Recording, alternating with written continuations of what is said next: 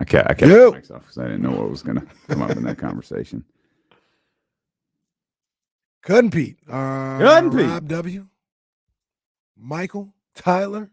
Y'all notice you can hear Kenny now? Did y'all notice that? I'm here now, man. Come on now. I'm here now. Took 3 years. Yo, news. Can't wait for the Kenny's too loud complaints. Yo, that's going to come from me. Got a couple porch trusts, couple old schools. Push the tape backwards because I'm a real and I don't like rappers. You don't know about that, Jeezy. Stop playing with me. Ooh.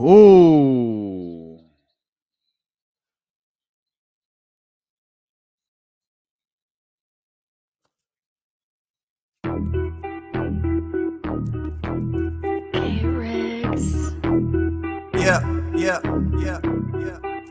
We got them screaming D-Lo, KC, D-Lo, KC, D-Lo, KC, D-Lo. We got them screaming D-Lo, KC, D-Lo, KC, D-Lo, D-Lo. We your number one spot. We your number one spot for some sports, huh? Got the city going crazy when we work, huh? We top 2, but we ain't 2, we in first, huh? And when you need the real, we is who you search, huh? D-Lo, KC, D-Lo, KC, D-Lo, KC, D-Lo. We your number one spot. Where you at, baby? Come on, man. Let them air horns fly. What's good, baby? Let's get it. One more time. Let's get it. We welcome you in here to the Wednesday, August 16th edition of D-Lo and KC. I'm Damian Barling. The ultimate needle mover in God mode himself. He is Kenny Caraway. Yes, sir. Acknowledge me. Still reeling right now. Still not happy with the way our show started or like before it started. Calm down, Jesse. Calm down. Yeah, Jesse threw one at you. Yeah, man, talking about Jeezy better than Gucci. I ain't Gucci better than Jeezy. All I do is say facts. That's it.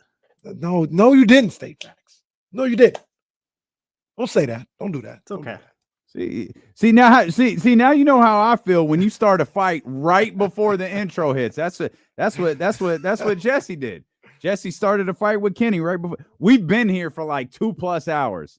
Right before the intro hits, Jesse starts to fight with Kenny. Jesse was seeing eye to eye on everything for the last 2 hours, and all of a sudden, 2 seconds before the show, Gucci better than Jesus. Don't do that. Don't do that. I mean, yeah, that's you know. Now, I normally don't take sides when y'all squabble, but I'll say this. I mean, he's not alone. Jeezy's for the older folks. Well, see, yeah, that's like I feel like that's like the second old joke you made. It is. I've been keeping count. I've been keeping a mental note. It is. All right. Now I will say this. I think. Be honest with you. If you go to Atlanta, I think. Hey, we're gonna have to leave this. We got news. Like, Jeezy, we got a KSFM show coming up at 4. If you want to do that, we got schedule news coming out. Our 1320 Kings insider James Ham is currently writing for the Kings Beat.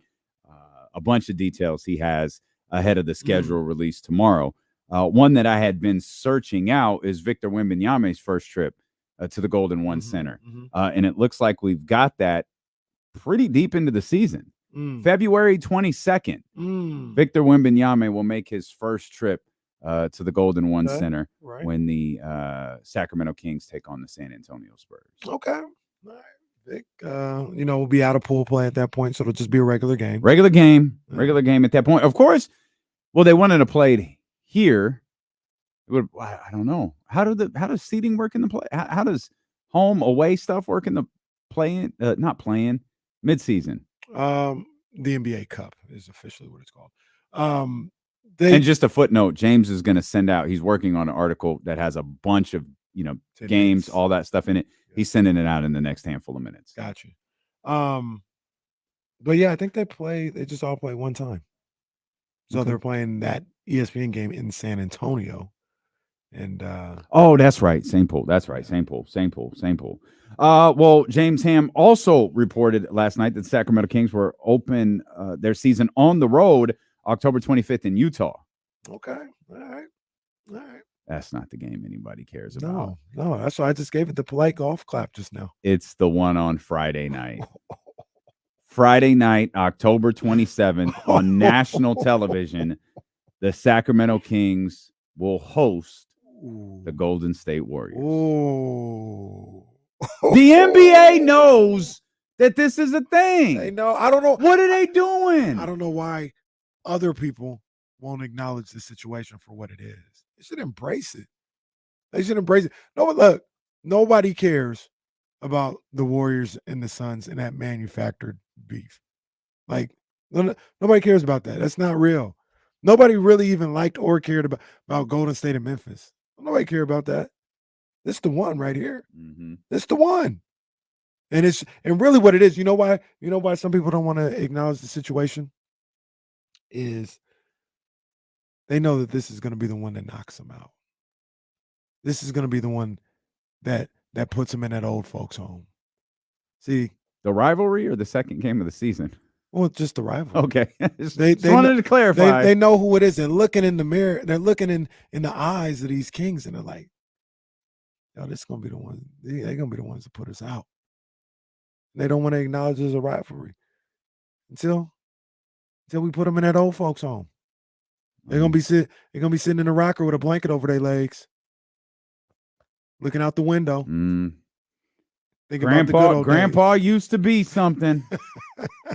Oh, Grandpa used to be something. They know this is the one. This is the one that's gonna do it. They got by the skin of their teeth last year. Ain't happening no more. That's a shame. No, ain't happening no more. That's a shame. Ramsey, can we confirm this? Is that the same night as the Janet Jackson show at Thunder Valley? Sounds right. October 27th? Wow. Please don't let that be right. That sounds right. It does sound right. I'm going to need it not to be. It's either the 27th or the 21st. I'm going to need – has Ramsey ever been wrong in this? Nah, he's like, not. Why does Ramsey even know that at the top of his head? Because I think he's going. Well, he just said, ain't nobody going to Thunder Valley October 27th. No, Ramsey, I am. She'll be there October 27th, Thunder Valley. Oh. What you gonna do, man? I'm going to see Janet Jackson. Like I don't know. I'll go. I'll see the Warriors and the Kings 3 other times this year. Well, they play like it's about a month. Well, they play a couple. They play a month later. Oh, the November. It's the Sacramento. Yeah, the last in-season tournament game. It might be. Is that they played 3 Fridays in a row. Yeah, and then the Kings last one. Yeah, Kings and Warriors was the last one for the Kings. Yeah. Well, I mean, Sacramento gonna be crazy that night. It's gonna be a night. Yeah. I'll travel. I guess we were watching the release of the in-season tournament games, and Kings and Warriors are in that. It's just so I can't believe they went Warriors Nuggets. I can't either. I can't believe they didn't put. And Bonte can gloat all he wants to, bro. You're not watching that, and if you are, it's because you have to be in. You don't have to be in the studio that day. That's on national television. You ain't watching Bonte. Stop it. Look, I'm calling cap on him right now because I listen to my guys. He going to the football game. See, he going to the Niners game. He don't even care about that Warriors game. Nobody care about that. He going to the Niners game. He don't even care. Nobody want to watch that. That's the travel game. That's the nap game. That's the nap game before probably the main event. Like, I'm not a hater. Celtics Lakers on Christmas Day. That's very cool. Oh yeah. That's the nap game before the main event. Yeah. That's no doubt.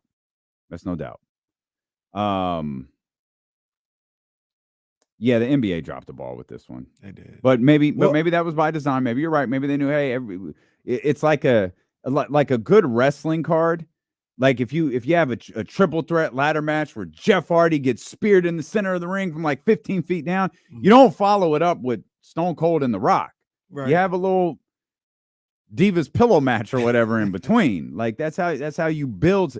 You got to have the ups and the downs. Warriors Nuggets is the Divas pillow match. That's right. That's what it is. It's the Divas pillow match. It's the bathroom match. It's the gimmick battle royal with the Brooklyn Brawler and Brother Love in it. That's what the Warriors versus Nuggets are. It's to give everyone an opportunity to chill. Yeah. Catch their breath. Do that. Get travel. Mm-hmm. Get some more food. Whatever it may be. And look, maybe I'm reading too much into this, but once again, the NBA knows because Shams made it a point to tweet about that game last night. And he tweeted about Sacramento opening up their home schedule More against the news. Warriors. More news from James Ham. I'm sorry to Okay, interrupt no, you. You're good. You're good. We need this. 10 national television games. 5 on TNT. 4 on ESPN. Oh. 1 on NBA So TV. you're gonna say they got 9? They got 9 Don't national do that. television Don't do that. games. The NBA said this national TV, so it's national TV. They've got 5 on TNT, 4 on ESPN, 1 on NBA TV. The Kings will host the Los Angeles Lakers on October 29th. They will Sunday. They will have a second game against the Golden State Warriors on November 1st at Chase Center. What day of the week is that? It's 2 days later. So what? 2 days later from October 30th. Oh, it's the middle of the week. Yeah. I won't be able to get to the dental office then. The Kings and the Warriors will play each other 3 times before December, almost identical Just to like what last happened year. last year. Yeah. Between that November 1st game, I think it's November 7th, the play-in. Wow, why do I keep calling it that? NBA The in Cup. season. NBA Cup. The NBA Cup. Thank Adam you. Silver would like to call you the NBA Cup. I noticed something. I'll tell you later. Uh-oh. We were talking. Uh-huh. I looked. Uh-huh. I saw it. Stay tuned. Oh, because that's we a hell saw of a tease. well, it made no sense. It honestly made no sense. Some people might be able to put it together from our conversation yesterday. Talking about the NBA Cup. Commissioner's Cup was last night. I saw something. I'll explain. Tyrese Halliburton and Buddy Hield will be back in Sacramento on February 18th. We mentioned Victor Wembanyama will make his debut February 22nd. And these are all notes from the Kings Beat. Buddy Hield might be traded by then. He might be. Yeah. He might be. We'll That's see. no shade. I'm just saying. No, you're right. No, you're 100% right. These are all notes from the latest edition of the Kings Beat newsletter. I don't know if this is for premium subscribers or all subscribers, but you should be becoming a premium subscriber here at this point. Great stuff from James. Great work from James here. 10. I'm gonna say 10. That's national fine. TV games. Sounds better than 9. It's right? like 10 sounds better than 9. Right. We could say 10. We'll put a little asterisk next to it, but at least it's not 10. But it's really 3. Yeah. It's like there's one NBA right, TV. right. They got 5, like TNT clearly like That's a good Sacramento look. Kings. That's a good look for the Kings to absolutely. go from 0 to 10, 5 TNT games. How many teams do you think have more? TNT games? National TV games? Off the top of my head, I'll say 6 or 7. Warriors, Suns, Celtics, Suns, Celtics. We got probably the 3. Lakers. Lakers for sure. 4. That's 4. Nuggets. That's 5. Okay, I got one. Spurs. 6. Okay. I think the Mavs. Ugh. NBA loves Luka. You're right. They did only give You're them right. one national TV game for the NBA Cup. They got though. Christmas. Oh, jeez. Yo, We'll put it at 7. Okay. I'd say you might be like 10 teams got more than the Kings. Okay, I got it. I got it. There's one game left. Warriors Kings. One game left. The NBA can fix all of this. Kings, Warriors, Sacramento. Well, no, the Sacramento games are done. They're done. God damn it. Kings, Warriors, San Francisco. MLK Day. You can fix this, NBA. You can fix this. That's the second biggest day in NBA basketball. You could do this. I like that. I thought you might say Saturday night game. They're not going to do that. It's going to be the Wizards and the Warriors on MLK Day. Wizards and the War. Oh, jeez. It's going to be the Wizards and the Warriors. Didn't sign up for that. He didn't sign up for that one. This was not what my dream was about. I don't want no part of this. We'll come back. We'll dive more into the schedule, more into this newsletter and all of the different notes that James Ham put out there regarding the schedule before its official announcement tomorrow. 10 national TV games. How you feeling about that, Kings fans? We're just getting started. It's D'Lo and KC, brought to you by Sky River Casino here on Sacramento Sports Leader, ESPN 1320.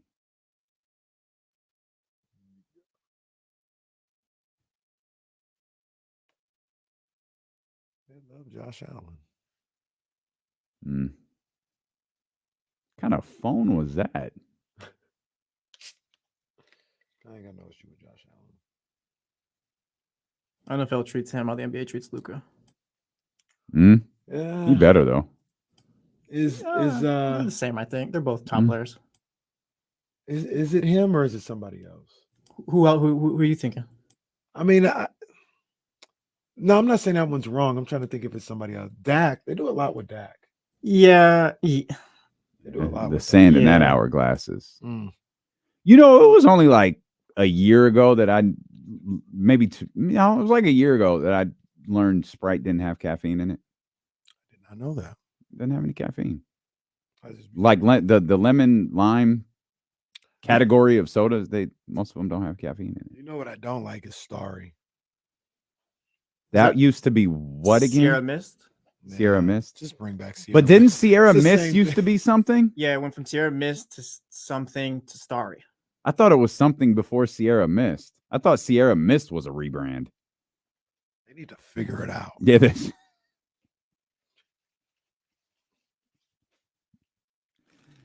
I had the best granola You should bar. just call it lemon lime soda. Sierra Mist is just like the football team in Washington. Sacktown Sports. Lemon lime soda. The football team. What was I about to say? I didn't lost my whole train of thought. Soda. Sierra Mist. Fix it. Oh, no, I don't know. I had a great granola bar yesterday. That's what I was going to say. What kind was it? It was like a Nutri-Grain, but We gotta get they had Brandon on the show. almonds and stuff, and it was chocolate in it too. It was good. Good Okay. stuff. I forgot to bring it. That's why I'm about to upset. go grab my Zoa already. I got a Zoa for after the show, like not for energy after the show, but to drink later in the show, so I'd have more energy. I want it right now. I think I just want something with like I'll just drink my smoothie. Quit complaining. Shut up. We need to get Brandon Nunez on the show. He talked to Keon Ellis. Well, This looks like good stuff. I don't know. Oh yeah, that's right. Ops. Damn it. That'll be the first good thing they've done in a long time if they do it.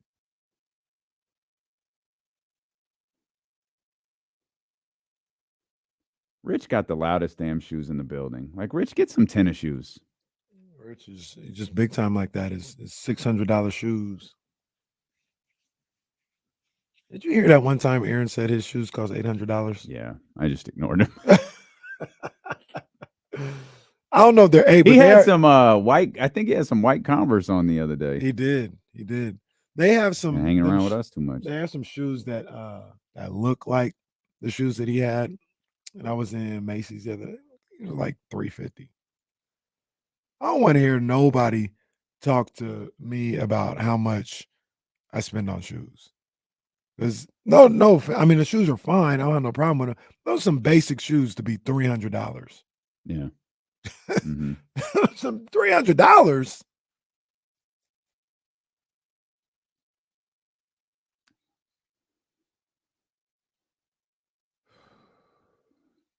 Yeah, we'll get back into the Kings schedule in just a minute. I know I wrote this for later in the show, so I'm only talking directly to you because literally no one else knows that I wrote this. But the Liberty beat the crap out of the Aces again last This is night. starting to turn into something. But the Liberty won the Commissioner's Cup. Mhm. And so I thought for a second, teams play again, I think like tomorrow. Yeah, They play again tomorrow. They're probably going to play again in the WNBA finals. Mhm. But I was thinking about our conversation about the in-season tournament, the not yet sponsored with an official name in-season tournament, and how you said this is going to go on people's resume. Mhm. I thought, man, that's a big win for the Liberty. Let me think of something. Let me find someone accomplished who has won the in-season tournament. In the WNBA's case, the Commissioner Cup. I thought, this easy. Mhm. Asia Wilson. Pulled up Asia Wilson's Wikipedia page. WNBA champion, two-time WNBA MVP, Mhm. WNBA Defensive Player of the Year, five-time WNBA All-Star, accolade. Commissioner's Cup champion. Mm. It's on the Wikipedia page. Telling you, man. That's next. Do they have to name it? Does the Well, NBA have to name it? I don't think they need to. NBA Cup is fine. Is that what we're calling it? Is that That's official? what it's called. Yeah, it's called the NBA Cup. No, you got to name it I something didn't know else. You got that. to give it some type of like, I don't know if luster is the right word. I don't know, but like you guys got to give it something. The NBA Cup is too basic. The Kia NBA Cup. There you go. Okay. Add a sponsor to it. What was it? What were we just the Star in NBA Cup? Starry NBA Cup. Starry, that's what it is. All right. Oh yes, it's a thing. It's going on the resume. It's going on the resume. Yeah, I don't think anybody's gonna brag about it, but no, but it's going. it it'll on might the be resume. referenced. Yeah, it might be like Mike Brown, 2-time NBA Cup champion, winner. What word do you use? Winner? I like winner. You can't use Yeah. champion, right? Nah. So NBA Cup winner. Well, you are a champion. You are. A Well, champion. okay. Well, let's see. What did they say? Commissioner's Cup champion. Yeah, you're a all right. champion. Let's see. Commissioner's Cup's presented by Coinbase, by the way. Oh, I'm okay. just Get passing it how it- you live. I'm not passing mad it at along. Now, here's the other thing about it, though. They don't have it on Basketball Reference. See, That's the next. doesn't step. count if it doesn't hit Basketball Reference. But it'll be there. It'll be there in about 10 years. They'll have your NBA Cup or your Commissioner Cup accolades. Let's see what else we got here. I think we gave you all of the big notes from the latest edition of the Kings Beat. Of course, James Ham will be with us in the final hour of today's show. Joe Davidson. Yeah. He's going to join us in the 1 o'clock hour. High school football getting underway in the area coming up here this week. This That's weekend. right. This week 0, going down. For those just tuning in, the Sacramento Kings, 10 national television games, most of them real, 5 on TNT, 4 on ESPN, and 1 on NBA TV. A far cry from the 0 that turned to 2 last year. So this number could be added upon. It could be subtracted from, Mhm. but of course, none of us expect that to happen. But it could be added from. We also got game number 8. Game Of the number top 8. 25 games of the Yeah. Kings season. I fell a little behind in my viewing process for this, and I was watching it before the show started here in the studio. Oh man, man, there's so many. There's 2 defining moments in it, Uh-huh. but there's some more incredible plays. It's just from people who we won't be talking about a lot. Yeah. But there's a lot of good stuff in this game. Yeah, this is I keep saying it. We said this was going to be in the top 10. Like this is how it was going to be in the top 10. This is one of them Yeah. ones. Yeah, I hope Monty McNair's listening. I think this is going to be one of his favorite ones. Some people said this should be at 5. Virtually any game we've done so far should have been at 5, except for the game that you put at 5, which I believe we'll get to Monday. I'll be proven right by the people. I don't think you will be. The people will be like, I can think get of it. one guy who might agree with you, but I don't think anybody else will. I think I'm not going to say, I'm going to let you put the sell on game number 5, but I had to look it up. Like, what is this? Come on, man. Oh, I Come on. forgot. I forgot. Come on. Shout out to Chanae, who's doing the show in a boot. Yeah. Shout out to Chanae, but the cameraman could do better. You could film this without showing that boot on Chanae's foot. She's got style on there. She looks so much She- taller than Ross. She does. She looks way taller. And But she's you not even could wearing you heels. could shoot this better. This is poor camera work. Just- Sage Steele is running that camera. You could do better than this. We mentioned Tyrese Halliburton and the Indiana Pacers, February 18th in Sacramento. We mentioned Victor Wembanyama, first trip to Sacramento for the San Antonio Spurs. They'll be here post All-Star break, February 22nd. That actually might be the first game out of the break. Sounds about right. I'll have to look at my. You said they play the Pacers on the 18th. Yes, but They that's play in them on- Sacramento. Yeah, I think the All-Star break might be a little early. It might be the week before. That Well, we had that. That Got it right Pacers here. game might be around the first game of the All-Star break, after the All-Star break, because they get a week off. Yeah.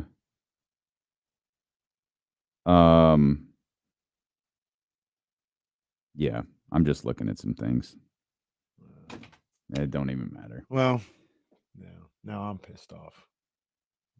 Whatever. We in the in-studio thing. They got a list of possible WNBA expansion Ain't cities. gonna be there, bro. Sacramento not on the list. It's not gonna be there. Someone asked about that in the chat yesterday with the, or someone asked about that this week with all of the home games already sold out. Mm-hmm. Now we know there's 10 national TV games. There's a rivalry here. You believe there's a resurgence for Sacramento. Clearly a team that the league is interested in, if that'll help the return of the Monarchs, and it just won't. Those cities that they just listed on the screen, which interestingly enough, it said the Bay Area. Right. And I my memory could be off, because this is now, I think we're like 2 years into this, but I feel like there was a San Francisco idea and an Oakland idea, because I think there was always a belief that Joe Lacob did want a team, but he's not associated with the one that's in Oakland. That's the Elena Beard group. I mean, Elena's not she's not the money in that group, but she is one of the driving forces behind it. There's Nashville. There's a ton of other cities. Sacramento's just not one of them. Yeah, Charlotte on there. I mean, Charlotte is cool, but damn, come on. Well, like, think about what we're talking about right now, though. Charlotte, Nashville. What's close? Tennessee, Duke, North Carolina. Yeah. Wow. That's kind of what it. Do you think? What like, they're not going to do the Uncasville thing again, where they are in Connecticut. Do you feel that work? But do you? Well, that's what I was about to say. Does that work with Connecticut? It works with Connecticut, yes, but I don't think they're willing to do that anymore. Like it's not in Hartford. It's it's not particularly close to Hartford either. It's in a town called Uncasville, and it's at the casino.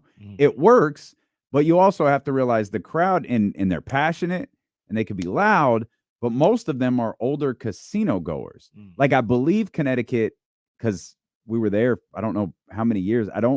They're the one team that doesn't do the camp game, because they're not marching a bunch of kids through a casino to go into the arena. So I think they're trying to steer away from that while still being able to capitalize on the University of Tennessee, Dawn Staley in the University of South Carolina, of course, Duke right there. So you take care of Charlotte. I think Duke is 2 hours, maybe less, to Charlotte. You get that whole Bible Belt. But you get North Carolina. Yeah, you get a lot. There, South Carolina. Anyway, from South Carolina to Duke. Yep. And in between, you get a lot of that. And, I'll always advocate for the Monarchs to be back, but like, I was outside. A lot of those Monarchs fans, a lot of those season ticket holders were from the Bay Area. They were from Fairfield, Vacaville. I'm separating those. Bay Area and Fairfield, Vacaville, Vallejo, places like that. They traveled down here to be a part of that fan base. Now, if Sacramento's about it, we might have to do the same thing. Yeah. It's not fun. It sucks, but there's no way both are going to happen. And Sacramento's not on that list. I don't want to say never. I don't think the Monarchs are ever coming back. I don't think so either. And that's a shame. I don't think they're going to get to enough teams. Because even right now, they're talking like adding, 2 to 4 more teams will put them at 14. Like, I don't know if two, I think would put them at 14. I don't know if the league ever gets 20. I feel like they should. The growth, it doesn't seem like they're moving in that direction. The growth of the league has been really good the last few years, but I think part of the reason the growth has been good is because it is because of the size of it. There's no, Tulsa, when they came back, they were not when they came back, when they were in the league, they were a disaster. And it was awful. It was bad basketball. It was a bad basketball team. Like, everything about it was awful. Then attendance became bad, all those different things. So when you started to shrink down, the negative of that is really good players lose their jobs. Mm-hmm. Like really good players are getting cut. Veterans are getting cut because it's cheaper to keep a rookie scale player than a vet. Right. The plus side to it is like every team's really good. I mean, Connecticut traded the MVP last year, the last offseason. Yo, they got single-digit losses right now. Washington would be right up there if they could stay healthy. Washington is scratching and clawing. They just can't stay healthy. They're never healthy. I know the Aces stand out and the Liberties stand out because of everything that happened in the offseason, and rightfully so. Those teams are loaded.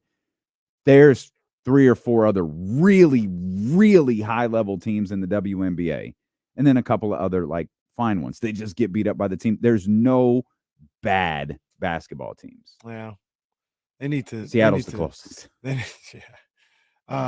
need to figure out how to keep these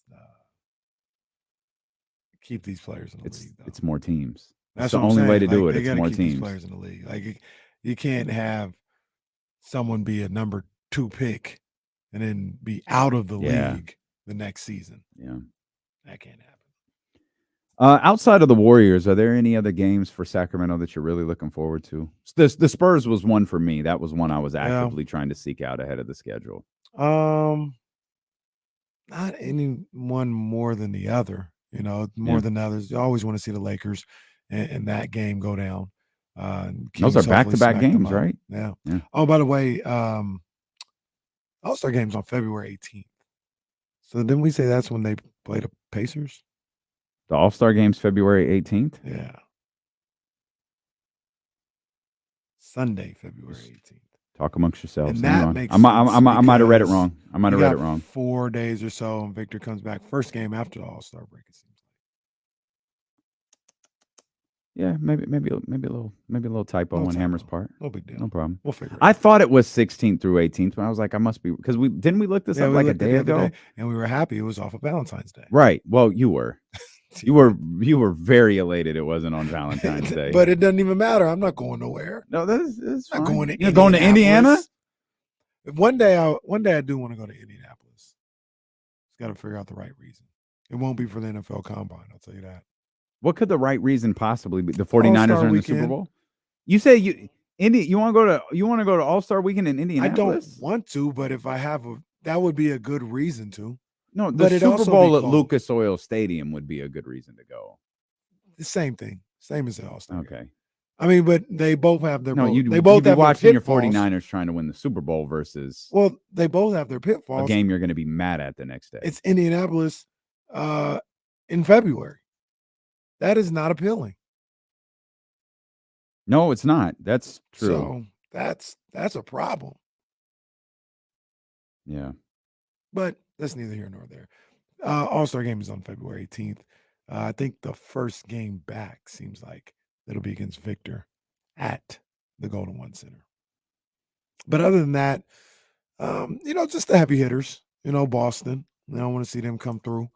I want to see the Knicks come through, obviously, but I think that's a good matchup. I think Matt George had a couple of Locked On Kings podcasts with the guy from the Locked On Knicks podcast, and they were kind of comparing the two franchises, and they're kind of in the same place, same trajectory maybe. So I think that could be, I'm not going to say a rivalry, but those are going to be good games. It was a good game last year. You know what game I'm looking forward to? We didn't really talk about it, pointed it out though, and it's not Kings related, by the way. Okay. And I don't know why I'm so hyped for this game, but Vic and Chet. Oh yeah, that's gonna be good. The Spurs in Oklahoma City. I'm curious. Absolutely. I want to watch that. Oklahoma City's first game I actually want to watch. As long as it doesn't, conflict with Sacramento, that's one I might watch live. Yeah. Wow. Kings at Utah to start the season. Well, judging by this top 25 list, those teams put on some classics. they played some good Those games. two teams play some good basketball. They played some real good games. I'm fine with that. Utah started the season strong last year. Yeah, I like how the NBA did that, home opener on Friday. Yeah. Well, I'm not as thrilled about it now that I learned it's not of a concert I'm attending, but It's fine. It happens. I'll be all married and everything. I won't have to worry about get out the house. That's gonna be a long day too. Yes. Yeah. All our game days are going to be long. Yeah. We have some I don't very. know how many weekday games I'm gonna get to. Be honest. We have some very understanding people in our lives. So it's like, so we're leaving for the studio at 10. We'll be home around 10. Speak for yourself. No. Get an earful every time I bring something up. The trade-off to that is we do have to go to more weekend games now. Yeah. Because that's our time with coaches and players. We lose our time with coaches and players because of our duties on 102.5 now. The good thing is the Kings will be good and maybe get the respect from the NBA and play some Saturday. That's what I want. I want a Saturday ABC game. I want a Saturday ABC game, 5 p.m. Yeah. So how does that work? I know that there weren't any ABC listings. Does that count as ESPN? I'm not sure they classify those right away. I got a film. They may classify the first one of the Saturday season, but I'm not sure they classify those right away. I think they give it a little time. Yeah, they kind of roll those out like around December, I think, or something like that. Once those games start to come out. Okay. Now these teams are scheduled on that Saturday. Yeah. But maybe it just be a regular Saturday. If you see a Saturday 5:30 game, they're at least thinking about the Sacramento Kings. Like we'll see where they are at this point in the season, and then we'll. Hell, we might go to the dental office. Maybe we'll take a bus. We'll take a bus down to the dental office on a Saturday. Let's go. Yeah, I'm fine with that. We'll let that tired ass crowd attempt to wake up on a Saturday night and cheer their team on. Crowd, boy, they're gonna be in the rocking chair very soon. Oh man, the franchise gonna be in a rocking chair. Grandpa telling stories. It sounded like Rick Barry out here. Rick Barry, man. We were talking with Jason about I watched the Johnny Manziel thing last night. Really, really good. One thing I appreciated about Johnny Manziel in that, he didn't hide anything. No, he was really good. He was just like, that's me. Hey, you watch zero film, and he looked straight at the camera. Zero, none. Yeah. He's aware. He's not this wasn't lost on him. Right. I thought that was really good. And he didn't I don't know. I watched that and I kind of like Johnny a lot. He didn't come off arrogant with saying stuff like that. I didn't watch it. He was just, like you said, aware, man, I didn't watch any of it, and I just it was really telling when he said, when he got to the NFL, that's when it wasn't fun anymore. He's like, I want to be anywhere else but right here. Yeah. Because then it was serious and it was a job and he just wanted to have fun. And it's probably a step down. Yeah. You're playing in Cleveland. You're the Cleveland Browns quarterback, but you still don't have that mob of fanfare following you that you did at AM when you were the guy because you were good there. Right. You're going to struggle here. And it didn't feel like he made any efforts not to. No. Sorry, just a quick note from James. January 18th. January 18th. Here we go. Is the day of the Indiana Pacers. Okay. With that, the Kings and Pacers do not play on All-Star break. Buddy might be here then. January. That's right. Tyrese and Buddy. January 18th at the Golden One Center. Sunday evening. Okay. Sunday evening. That's a Sunday evening, and that it's going to be. It's going to be a power weekend. So it's going to be a power Sunday. Niners probably in a divisional round that day. Okay. Oh, I want to talk about that. Oh yeah. I want to talk about. We'll talk about that later. Okay. Yeah. All right. We'll talk about that. We do that later, but we could talk about that. I'll say this. You know how I feel about the Kings and what I expect from them this year. I think that game January 18th with the Pacers. I think those are two playoff teams playing each other. I mean, in January. Yeah. I think the point I'm trying to make. The point I'm very sloppily making here is, I think the Pacers are going to be good when they come through. I do. I agree. I think I think they're Tyrese going to be around a 500 team, which is good. No. They're going to be 10 games above 500. Oh, you got to jump off the window. You know, which line? Don't jump out the window. Come back. Oh, they're going to be above 500. Yeah, I think they'll be comfortably 2-3 games above or below. No matter. I'll go 5+. I'll go 5+ above 500. I'm not saying it with my chest. I'm just saying it. I think they're going to be a cool team. I think they're going to be good. I think Tyrese's mindset is going to be different in this game too. Second trip.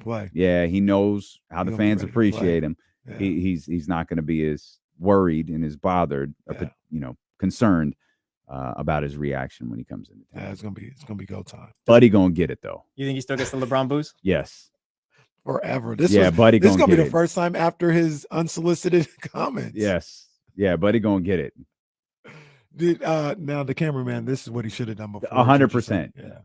Okay. This is whoever's operating the camera at ESPN with Bobby Marks and Sinead, you're doing a fantastic job. Fire the other individual. Oh no. Or move them to, to NFL Today, NFL Live. Move them to the fantasy football marathon.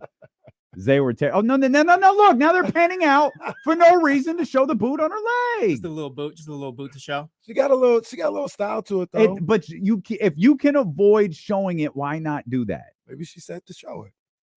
She did not walk in there going, she show put my boot. Something on the boot. We were watching this yesterday. Did she hurt it last night? I don't know. That's right. They didn't shoot the boot yesterday.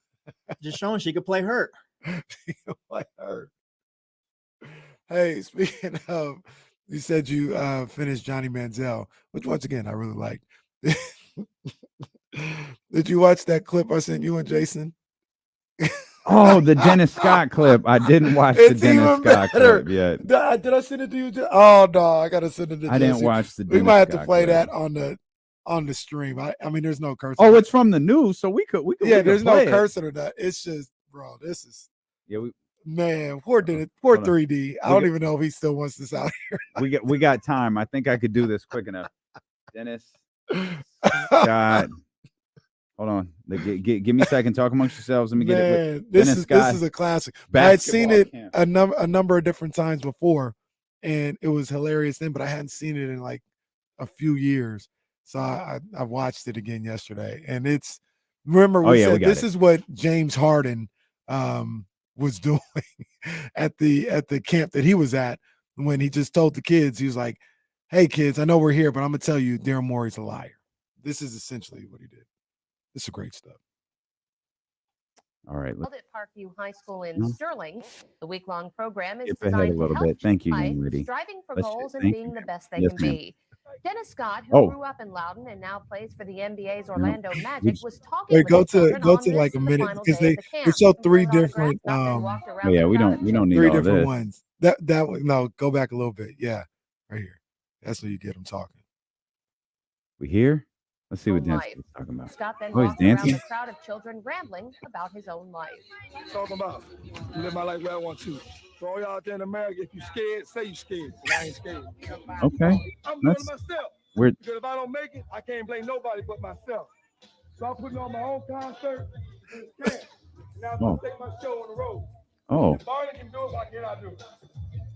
Listen to Jodeci. Then left in his truck saying he was going to meet a friend, leaving a confused group of students and camp organizers behind. After he left, members of Loudon Parks and Recreation The hell was the event. that? Wait, go a little further because somebody else's report is. It gets even more content. It's hilarious. Oh yeah, this guy. Yeah. Let's see what my man's talking about here. This is incredible. My man bumping. Jodeci said, "I'm putting on my own concert." Virginia. But instead of giving the campers a pep talk about life and how to prepare yourself for the game of basketball, Scott went into a strange monologue about his own life. So if I don't get what I think I deserve in my heart, Oh yeah. I am going to literally retire from basketball and run this camp every day. I don't want to ask for autographs. So what I'm telling y'all is, if I get back in time... Okay, can I hit pause real quick? Is the music coming from the truck? He's got all of the doors open on the truck and it's bumping the music. Ask me to explain the rage that's inside of me. Don't call me 3D no more. Previously on Ready to Die. Oh my God! Oh my God! Ready to die in front of these kids. Yo, what is wrong with that man? This is the truth. Oh, that's one of the great internet videos of all time. He said, when you see me, don't ask for no autograph. Ask me how I can get to this point. I'm going to quit. Don't call me 3D no more. Joe Davidson on the way. We'll talk about the 49ers. We'll find more internet videos here on Sacramento Sports Leader, ESPN 1320. Oh, that's amazing. It's like when Russ was yelling at those kids in the bubble. That man said previously on Ready to Die. And then started playing Jodeci. Live my life where I want to. For all y'all out there in America, if you scared, R. say you Kelly ain't scared. I playing. ain't scared. The Orlando Magic are now concerned about Scott's behavior. GM Well. John Gabriel spoke on the incident today and says the team wants more information. He called his boy. Let's go. I'm getting a lot of it secondhand.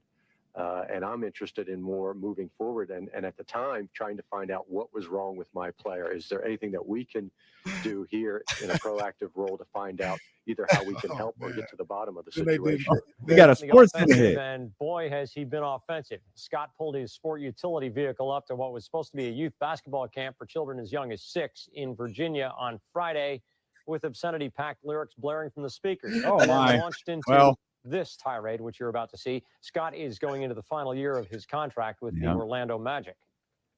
So if I don't get what I think I deserve in my heart, I am going to literally retire from basketball Literally. and run this camp every day. There's too many camps in America with kids, and I say, actually said, I'm going to be there from 9 to 5 every day. How newspapers going to tell me how to live my life? My mother raised me, not to be. Oh, what are you? Talking about live my life where I want to. For all y'all out there in America, if you scared, say you scared, and I ain't scared.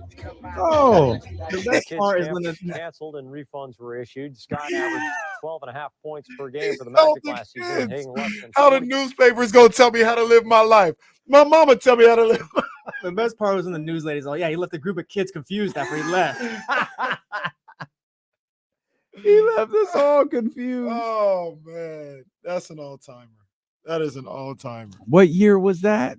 93, I think. Oh, man. That was hilarious. Hey, did you send Joe D the link? Mhm. Oh, he's seen. I'll have him check. Tell him to check his spam folder. Oh, yeah. You know what that is. We got Oh, you. We baby. got you. We got you. Got to skip. Oh, baby. I had it queued up. Oh, yeah. Gotta find exactly what I'm looking for. Oh, there's Domantas Sabonis. Is it humid in your guys' studio? It's actually freezing. Is it? Yeah. It's fine. It's here. like warm and sticky in here. Feels like Oof. Florida. Ooh. Kenny would love it. I do love the humidity. I do. I do. Sir, this is an Arby's. Isn't it Wendy's? Sir, this is a Wendy's.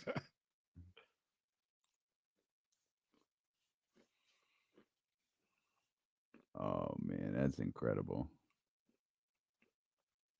That is incredible. Up next on Ready to Die. Previously on Ready to Die. Oh, man, bumping. Oh, man, got them kids out there bumping Somebody Gotta Die.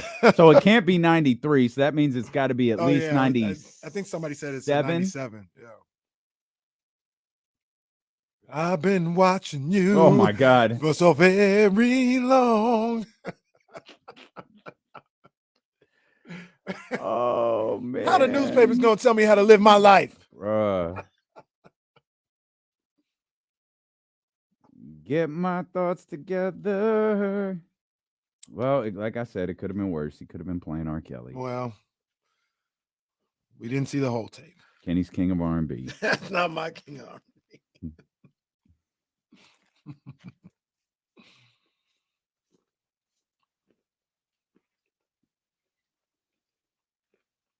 Oh, man. Omir, you still in here? I saw Omir in there earlier. Omir gonna get fat with his girl making them cupcakes like she does. What cupcakes you talking about? Them cupcakes I had on my Oh, weekend. yeah, gotta be careful with those, man. Man, they were so They look bomb. I've never had one. They look bomb. Bruh. We watched the rest of the Dennis Scott video during the commercial break. And I got an idea. This is 1997. Who wants in? Oh. Who wants in? I ain't never scared. Dennis Never Scott. scared. I'm using a different website than I normally use. Hey, why is that? It's already sounding fishy. Well, I don't think he's not on the other website. Well, it's just sounding fishy already. They're already conspiring okay. against me. Those numbers are too low for Spot Track to deal with. Yes, stop setting up your Conspiring L. against me, just like Kyle Shanahan and Trey Lance. Let me see if I can find Dennis Scott on our normal website. Are you looking for? Yeah, no. Like I'm looking for Dennis Scott. That's why I typed Dennis Scott. They're like, yeah. After that video, we removed his earnings. He was looking for a new contract. Well, we'll get to that. Let's see. We got 3, 4, 5, 6, 7, 8, 12 seasons. Oh, that's a good career. For Dennis Scott. It's a good career. Good career.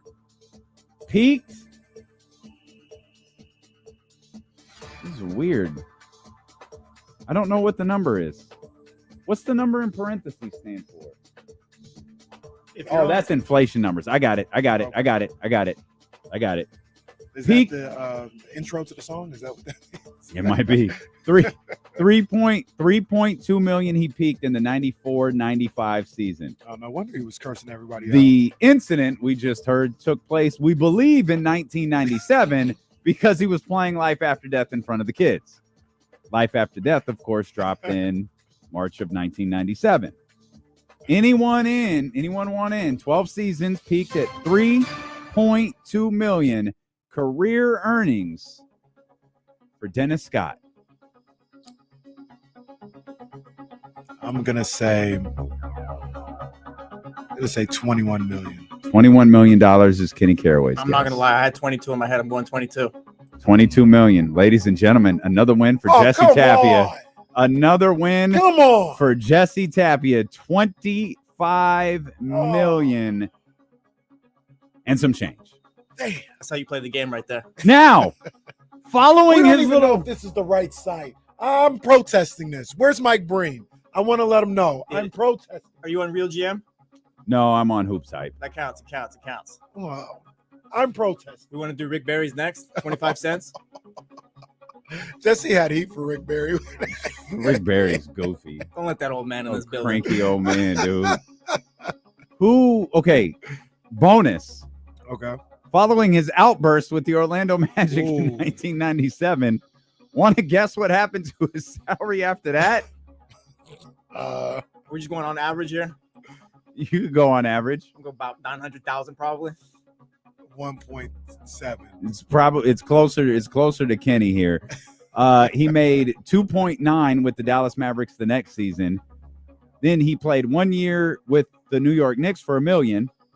He played for he was traded, played to the Minnesota Timberwolves, made $725,000 from them, so that's good for 1.7 on the season. Played the 1999-2000 season with the Memphis Grizzlies for 1.1 and then finished his career making 1.2. So his little outburst did not amount to more money for Dennis Scott. Well, hey, you scared, America, say you scared. That's a great video. And the what makes it even better is the reporters. Oh, they're so good. Left the children confused, wondering. The fact that he pulled the ride up, opened all of the doors and the trunk, and then started playing Life After Death and Jodeci and all of these different records is just amazing. Does it get any more 90s than that? I think the kids wearing Reebok shirts. Oh, it does not get any more. Said, well, look at what Dennis Scott was wearing. That's 90s. That's strong 90s attire right there. Some shorts, The baggy and Nietzsche outfit, baggy sweater, loafers with no socks, short sleeve sweater. No, I think he had them rolled up. Oh, did he? Yeah, oh, I thought he had the old which is Nietzsche crazy. short This sleeve is like sweaters. a summer summer camp for the kids. He was hot. Man, he was hot. Literally. He said, "Don't call me 3D no more." Yes. It makes the James Harden video so much more funnier too, because it's the exact same thing like 30 years later. I repeat. Oh, that is fantastic. I'm so happy you sent that to us. That's gonna live with me forever. Shout out 3D, man. He's had a fine career as an analyst. He's kicked out of that. He is kicked out of that. All right. So schedule notes are coming out. I guess the entire schedule is going to be released tomorrow. But we have the opening night game against Utah. We have the opening home game 2 days later against the Golden State Warriors. We have the first Lakers game, which is October 29th. We got Victor Wembanyama February 22nd, Tyrese Halliburton January 18th. We know that the Warriors and the Kings will play 3 times before the month of December again. We've got all the playing games. We've got 10 national TV games. So we'll find out everything else tomorrow. But I think what everybody was most interested was the nationally televised games. There are 10 of them. 10 of them. One of the 10 is on NBA TV, 5 on TNT, and 4 on ESPN. I would say that is some respect from NBA too. I Only think giving so, one too. NBA TV game. I think so too. It is. I agree with that. 5 TNT games. I like that. There's a hierarchy when it comes to national TV games, and TNT is the top. ESPN, you can always slide on a Wednesday or a Friday and get one of those games. But TNT, those are usually standalone games in the league. And we're still yet to be seen whether they're putting them on Tuesday or Thursday. Thursday is like the one. Yeah. Tuesday is kind of like the little one. But those Thursdays you normally get a 4 o'clock, a 7 o'clock, or something of that variety, and then you get like maybe at the most 2 league pass games. Right. Sometimes just 1. Right. But that's all you get. Thursday games don't start really till Thursday night football is pretty much wrapping up, huh? Right. Yeah. And they need to get some Coco Jones and go head to head with the NFL, because when the NFL tries to throw on Titans Jaguars, on Prime, bro, I don't want to have to be stuck only watching that. Put some basketball games on Thursday. I'm interested in watching the Jaguars this year. On an unrelated note, don't want to watch the Titans. Fair enough. The second they moved to Amazon Prime, you should. Man, we're going up. Let's go. NBA was scared. I don't disagree. They need to toughen up. Don't disagree. They was weak in the knees. They need some Coco Joneses. Yeah, it was weak in the knees, man. It's time to go up there and put your games on there. And if you happen to be listening, Coco Jones, we'll see you this weekend. Yes. 49ers are 4th in Super Bowl odds, behind the Bills, Eagles, and the Kansas City Chiefs. I was looking at that list for a long time. Why? I don't know if the Bills should be higher than the Niners. Okay. They're on the same. They're on the same tier. Because I wouldn't say. Was Kansas City number 1, Jesse? Do you remember how these were ranked? Kansas City was 1, I believe Philly was 2, and then Buffalo was 3. Okay. And that's fine if you want to say 3 and 4 on the same tier. Because I think nationally, a lot of people will put the Eagles above the 49ers. So I could see 1 and 2 being their own little tier. It feels like they have those 2 teams losing in the conference championship. By the way, Jesse listed that. Yeah. So, take umbrage if you want, I guess. But 3 and 4, they're probably about the same. Okay. I feel like, interestingly enough, the Bills and the 49ers, I feel like those are the 2 teams, at least of those 4 that we just listed, that I don't know if needed is the right word, but like Kansas City wins. They've won. Philly, they were right there. I don't think anything changes with Philadelphia if they lose. I don't even think the dialogue changes. It's like if they happen to lose in the NFC Championship to the 49ers, for example, right? That'll set up a rubber match. That'll set up all of the we told you if we just had a quarterback. Like that sets up a great, potential future rivalry if that happens, or that sets up a great current rivalry if that winds up happening. But I look at the Bills and the 49ers, and it's almost like, those 2 teams might get the side eye if they don't make it to the Super Bowl. Now, I feel like it's different. If you lose, you lose. But I feel like losing 1 game later is different. Like, I think losing in the Super Bowl, I don't feel like you can crush a team for that. Losing in the NFC Championship or AFC Championship, fine. Mm-hmm. But I feel like those two teams are the two of that four that have the most. I don't know if pressure is the right word, but I feel like There's nothing pressure on the changes with Niners. Kansas City, nothing changes with Philadelphia. But I think people start looking at those other two teams with the side eye. Yeah, I think there's pressure on the 49ers. And one of the reasons why I think there's pressure on those guys is because this core is they're getting older. George Kittle's getting older. Yeah. Trent Williams, he's probably got, I think he's got 2 years left on his contract. I think those would be the last 2 years of his NFL career. Christian McCaffrey, we see what goes on with running backs. Yep. You want to make sure you cash in while he's one of the top players in the league.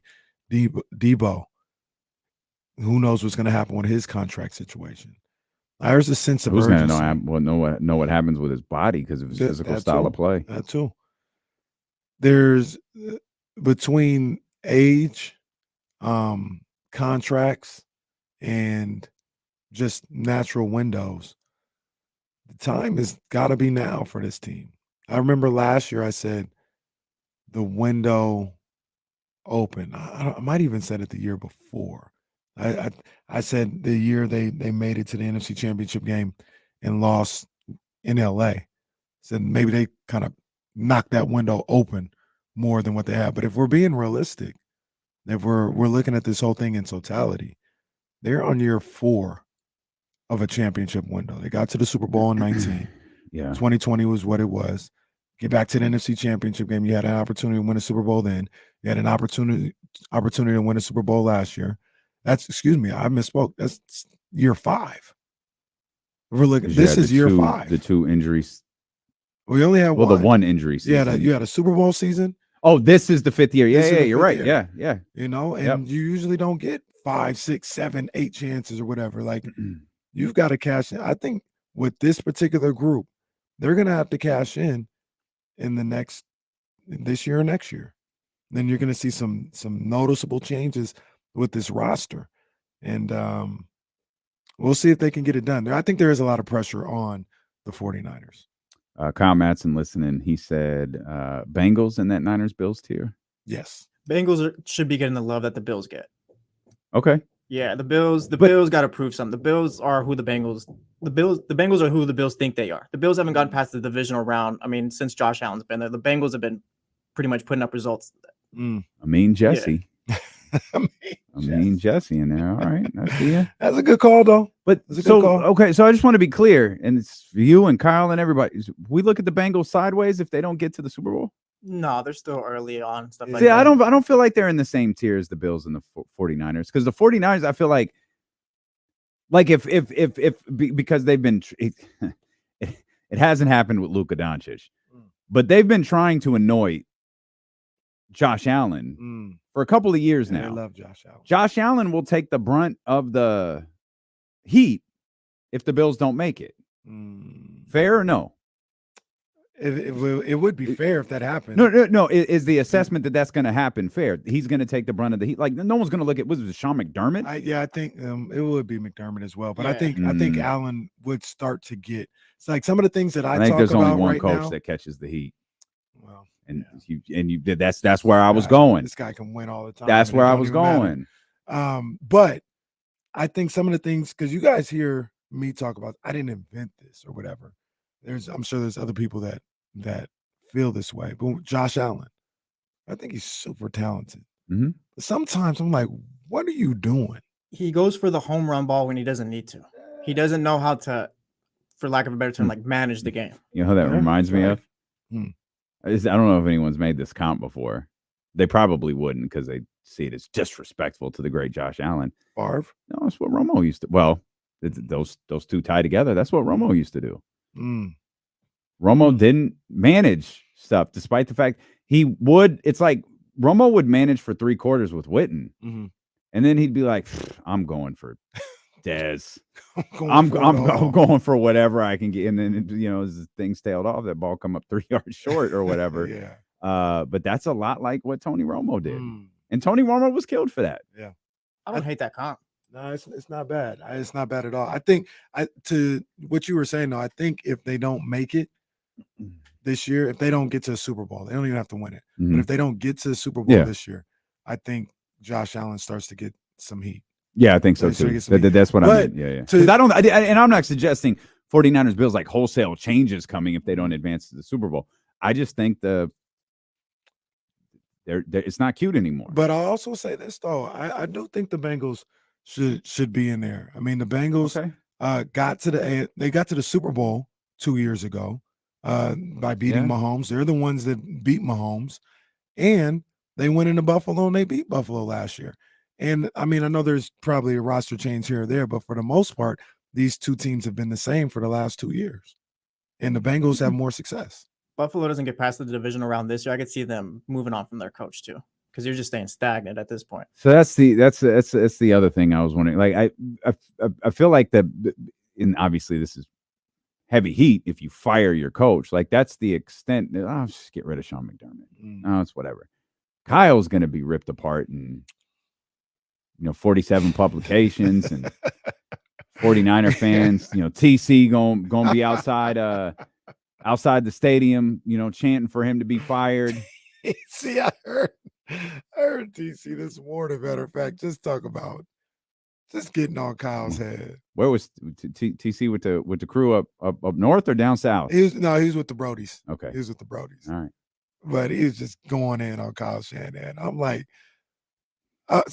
come on, man. Hey, our brother's consistent. Our brother's consistent. The guy that made it to in the last 3 seasons or 4 seasons, he done made it to 1 Super Bowl and 2 other NFC championship So the games. years that he has a healthy roster, mostly healthy roster, you can pretty much write them in for the NFC championship. Yeah. Like, they've never lost in like a divisional round or a wild card under Kyle Shanahan. No. They were either, and I've been critical of Kyle Shanahan, but he essentially took over a dumpster fire. And some of that was by choice because they made the decisions that they made with Colin Kaepernick. He could have been a quarterback here for them, and they went against it. They said no. And I think it was like 2 years. And then Jimmy comes in. Okay, you got the injury. Then all of a sudden, you have championship games. You have Super Bowl appearances. And if you give me 14 plus, McCaffrey, Bosa, and Purdy, that's it. Whatever happens with Debo, Ayuk. I feel like you need Kittle in there. I don't feel like you do. I think you need Kittle in there for 14. Well, not so. I don't even know if Kittle played 14 the last 2 seasons apiece, but what I think you're about to say, if you throw 14 games from Kittle in there, I'll be like, hell yeah. So I paused because I was actually thinking Trent Williams. Okay. Instead of George Kittle, like, because you give me 14 plus with those guys, I think you're back in the NFC Championship. It's just a question of whether you're going to win or not. I just don't think I feel that way about Kittle. I don't feel that way about Debo either. Man, shoot, list is getting long. I think you can survive McCaffrey. I think you can survive if McCaffrey misses games. Too. I can't say that definitively because, man, that offense looked so good with him last year. They went next level. But you've made it to the NFC Championship game without McCaffrey. You made it with like Matt Breida and Tevin Coleman. You did. Yeah, you did. Kittle's been relatively healthy the last 2 seasons too. Last season he played 15. Season before that he played 14. Okay. All right, I'll ask.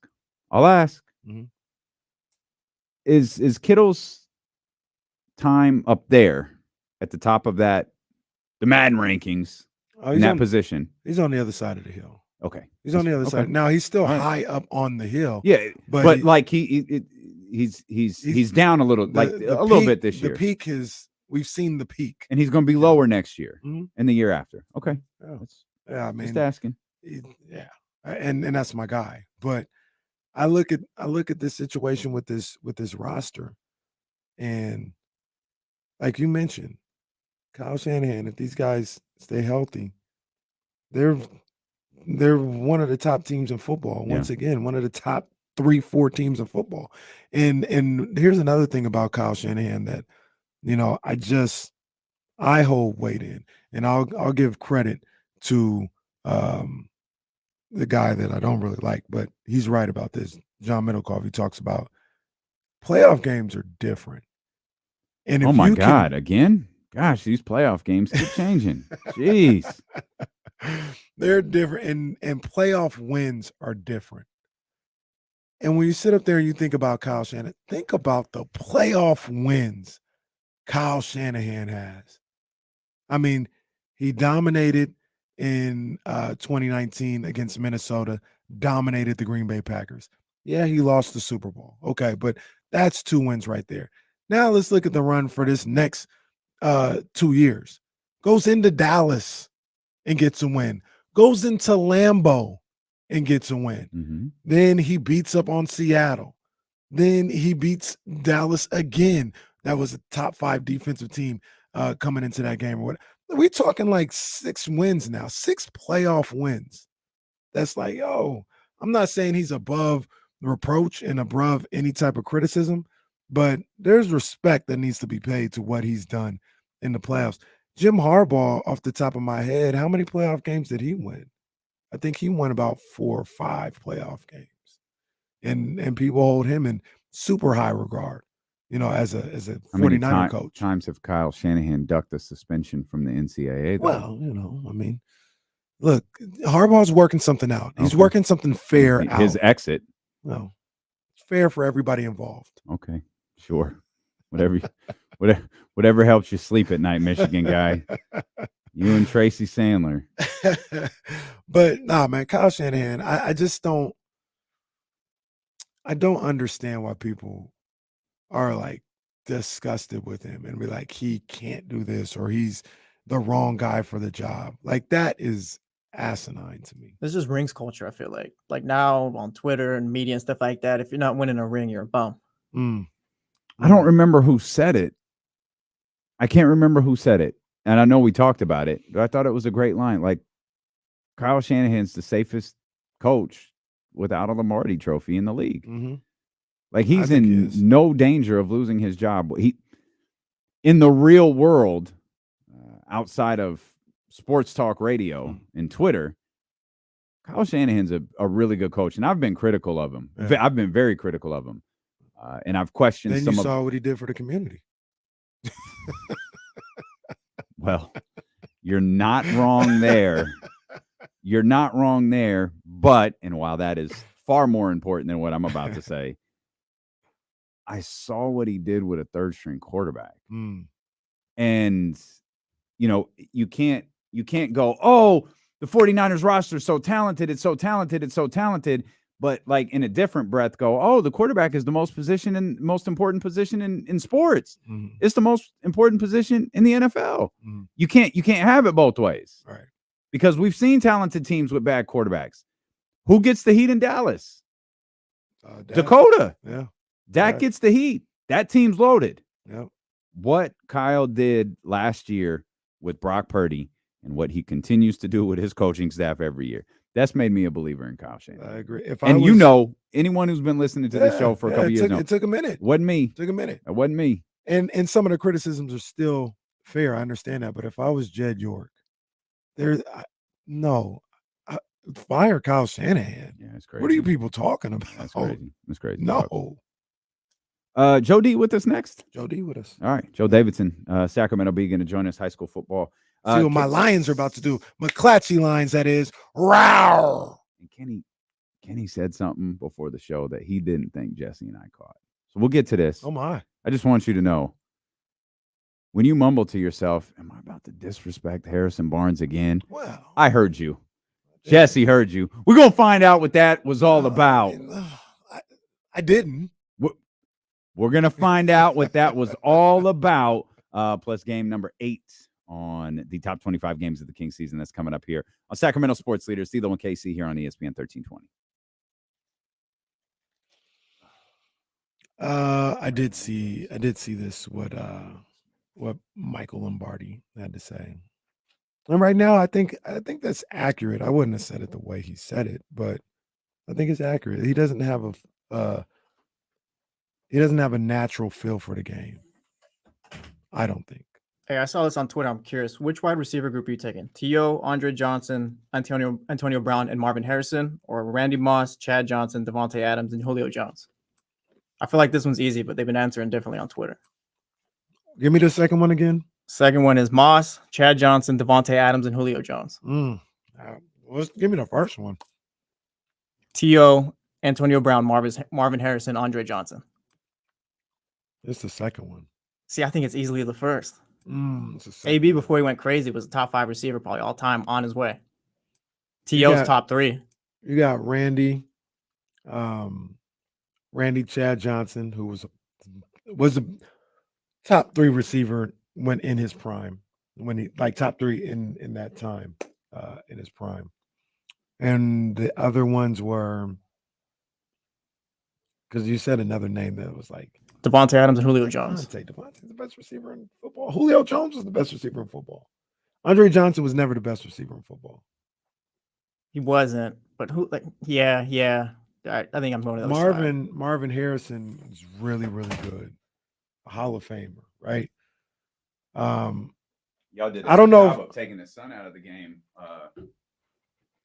last year, so y'all could get that dub. That was smart. Take him out early and then get a win. We don't do anything. That was good. We don't do anything to the Harrisons. Marvin's in the Hall of Fame already. Smart. Yeah, he went to the Hall of Fame, didn't he? Or is he not in the Hall of Fame? I don't think so. Or maybe he did. Ask Damien that, because I'm going with the second group. Which wide receiver group are you taking, Dame? T.O., Andre Johnson, Antonio Brown, Marvin Harrison, or Randy Moss, Chad Johnson, Devontae Adams, and Julio Jones? I think I'll go with the first one. See? But admittedly, I want Shaka. Admittedly, he is a Pro Football Hall of Famer. I'm a T.O. stan, like a hard T.O. Because that first group, if AB doesn't go crazy, that's 3 Hall of Famers right there. Second group's only got 1. Maybe Devontae if he keeps it up. Well, they're gonna have 3. The second group? Yeah, they riding with team 2. Julio's not getting the Hall of Fame. Yeah, he is. No. Julio getting the Hall of Fame. I don't think so.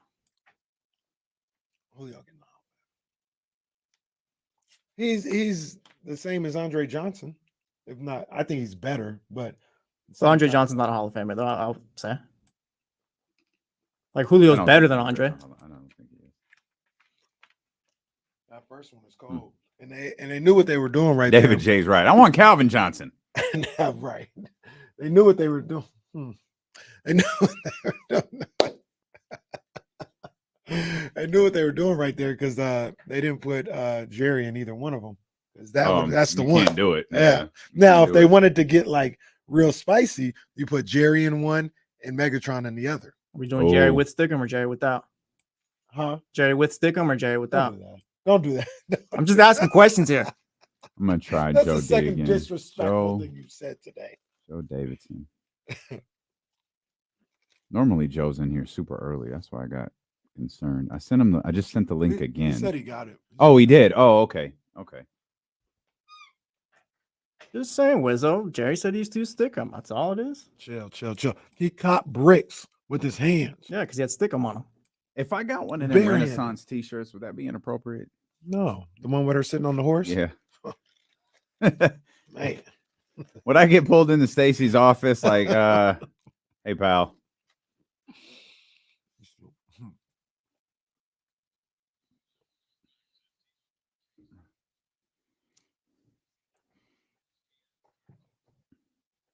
Hey, that's low-key iconic, bro. That's low-key Janet on Rolling Stone. Oh, the cover of Renaissance? Yeah. Oh, 100%. But I don't know. Well, not even the cover. I'd go, I think the one I don't know which one you're talking about. Well, her with the cowboy hat on. With the hat. Yeah. Yeah. That's the one I'm talking about. With the hat tilt down. That's iconic. But the question was, could I wear that to work? Like, would it be inappropriate? Because but we're a radio company. Like, that's what we are. I go by the motto, if I have to ask, I probably shouldn't. That's normally not the motto I go by. What I normally do is just wear it and go, oh, oops, I didn't know. I I didn't know I couldn't wear a bikini-clad Beyonce to work. Like, what's wrong with that? Bringing our man Joe D. Joe Davidson. Look, Joe D on the road, man. Joe always making time for us, man. What's up, Joe? Hey, I don't want to rub it in, but I'm over here on Avila Beach on the You're not going to climb the mountain again, are you? No, I won't. But you guys were talking about what to wear. Just when in doubt, just go shirtless. Well, there's that too. Damien, he does it all the time. Okay. I've done it lately. Let's say that I've done it lately. Of course, it's 108. So who would? Yeah, I mean, sometimes I'll go shirtless, and people will ask me, "Hey, can you be a guest speaker?" And I say, "Can I go shirtless?" And then there's a long pause, and then they usually find somebody else. So that's how you get. No, that's fine. That's fine. Well, it's good that you're able to get away for a couple of days because you're entering that time of year where. Well, this is it for you, pal. You're not getting away anymore. No, next day off will be Christmas Eve, probably. But it's my 34th year doing the local grind for the Bee, and it's still, there's still anticipation and excitement. And, excited about Sac State football, UC Davis football, and certainly high schools with all these season openers on Friday. And we talk about it every year, guys. We got schools in the foothills that are really good. We got schools in the city that do well. So small schools, large schools. Football's is such a cool deal. We'll see the marching bands back and the cheerleaders and the student sections and there's something that I figured out in the last few years and talking to coaches and watching games, including games that are between unranked teams. As long as the product is entertaining, people will go. They just want to be entertained, right? I mean, there's nothing worse, whether it's in person or on TV or anything. Nobody wants to watch a boring game. Yeah. No. And so even some of our struggling teams maybe win 3 or 4 games, but as long as they're entertaining, people come. So that's cool. I appreciate that. Hey, Joe, I definitely want to talk about, all the good things that's going on in high school. Real quick, I'd be remiss if I didn't ask you, do you have any news on the young man at Capital Christian that passed out? I think it was last weekend or last week. Yeah, on Saturday. Trevor Lovall. It's a great name, Lovall, because he loves everybody. Everybody loves him. He's a 6'3", 315-pound lineman for Capital Christian High School in Sacramento. He played his first couple of years at Cordova. Was in a scrimmage in Placer County, a 4-way jamboree. Game-like situations, and some 10 minutes into the scrimmage on a 4th and 1 play, he was a defensive tackle, so he's stopping the run and got up and then went down. And the coaches for Capital Christian initially thought maybe it was a shoulder injury, maybe it was a knee injury, and then they got out there and it was much more serious, and they had a trainer out there right away, and they got into the point where they were doing chest compressions and trying to get a pulse and keep him steady. Pretty frightening deal. They canceled the scrimmage right there. There was a human thing to do. He's still in Roseville, Sutter, Roseville, intensive care. I don't have an update beyond yesterday. Families encouraged. They did CT scan, so it wasn't a concussion. There's not a neck injury. I get all kinds of people blowing me up on social media. Well, it's the booster shots. Well, we don't know that. The parents and the doctors don't even know what it is. I got people calling me on Twitter. You're a coward if you don't think it's that. And I said, why don't we let the family figure that out? This kid needs some support and some backing. And Sacramento is big like that in the high school community, and then they've all reached out to offer support. It's a scary deal. He had to pass a physical, and he did. We certainly remember the scary thing from the spring COVID 2020 spring shortened season in the high school football teams played. And Manny Antwi was a big lineman for Kennedy who died during a game. And that was more of a hereditary thing. That's a concern. Is this a hereditary thing? So Capital Christian will play on Friday. And they will move forward. They want to do it as a team, and they're going to play Sheldon. It's a terrific season opener, but no doubt the Capital guys, their hearts are with their big teammate Trevor Lovall. So far it sounds like he's going to be okay, not out of the woods, but certainly a scary thing. It frightens everybody. It is. It's hard to. Yeah, that's tough. we'll just continue to pray for the brother, man, prayers up to the young fella and his family. and hope that it returns, and we'll try to make the transition here. It's great that the team is moving forward. Joe, we're gonna get to all the usual suspects because I'm sure they haven't changed much. But is there anyone that you can say, hey, watch out for this squad? We didn't see them last year. Maybe they're not the juggernauts that Granite Bay is, or that Grant and Folsom, all these squad. Like, is there someone that we could keep an eye on that's a little bit new? Say it, Joe. Say it. I'm going to go old school, the oldest school in Sacramento, the Sacramento Dragons of Oak Park. They play on a grass field. The coaches got to mow the field. They got to line the field. It's been a playoff team in recent years. Last season, 2 wins, racked by injury, 16 starters back. Kimby Drayton is an alumni coach. They have the best player in Sacramento, a running back named Lamar Radcliffe. He's going to the Utah Utes of the Pac-12.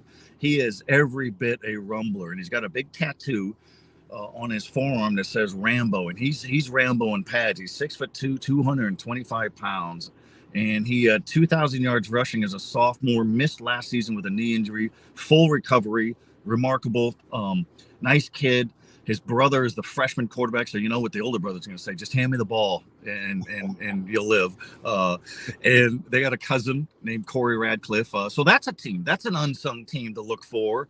And they're old school, and Kenny could certainly remember from the old Metro League days, the Sac-High Dragons. So kudos to them for hanging in there. They don't have very good facilities. They're no longer part of a school district. They're a charter school that Kevin Johnson pulled them out of that Sac City Unified many years ago to save them from themselves. Got declining enrollment, but you got a lot of alumni coaches, and you got Rambo in shoulder pads. So there's a team to look for.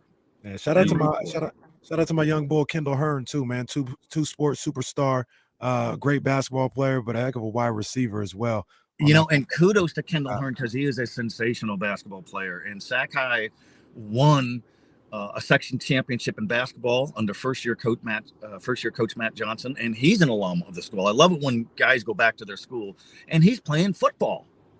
Kendall Hearn, and this guy can play. And I think Kendall Hearn is a great example that play as many sports as you can, because he's probably going to get a lot more scholarship offers in football as a 6'2" receiver than he would as a 6'2" combo guard forward in basketball. I think moving forward, we should just refer to the Pac-12 as the Pac. Yeah, let's do that. Just get rid of the number. the rubble that remains. What's left of the Pac? Isn't that amazing? Isn't that just stunning? No, it's horrible. It's all TV money. It's all survival. And, just so we can nip it at the bud now, people are asking me, well, Sac State and UCD going to join the Pac-10, Pac-12? Well, they don't really want to. You have to have certain seating capacity. You have to have at least 30,000 minimum for a stadium.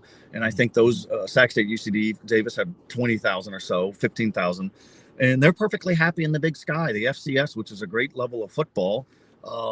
Bigger and better is always is great, but it's not always realistic because, Sac State, hey, why doesn't how come the Hornets don't have a new basketball arena? It takes time. If anybody's got deep-pocketed donors as friends, then send them over towards Sac State. So, I think of the Pac-12 now with Troy Taylor at Stanford, the Cordova High School alum and coached Sac State the last few years, and he's not sweating it. He had a great quote. He said, if we become an independent or we join an East Coast Conference team, we're not worried about travel. He goes, because 100 years ago, people traveled this country in covered wagons. So the old covered wagons analogy. And he goes, we could get on a plane for 4 or 5 hours.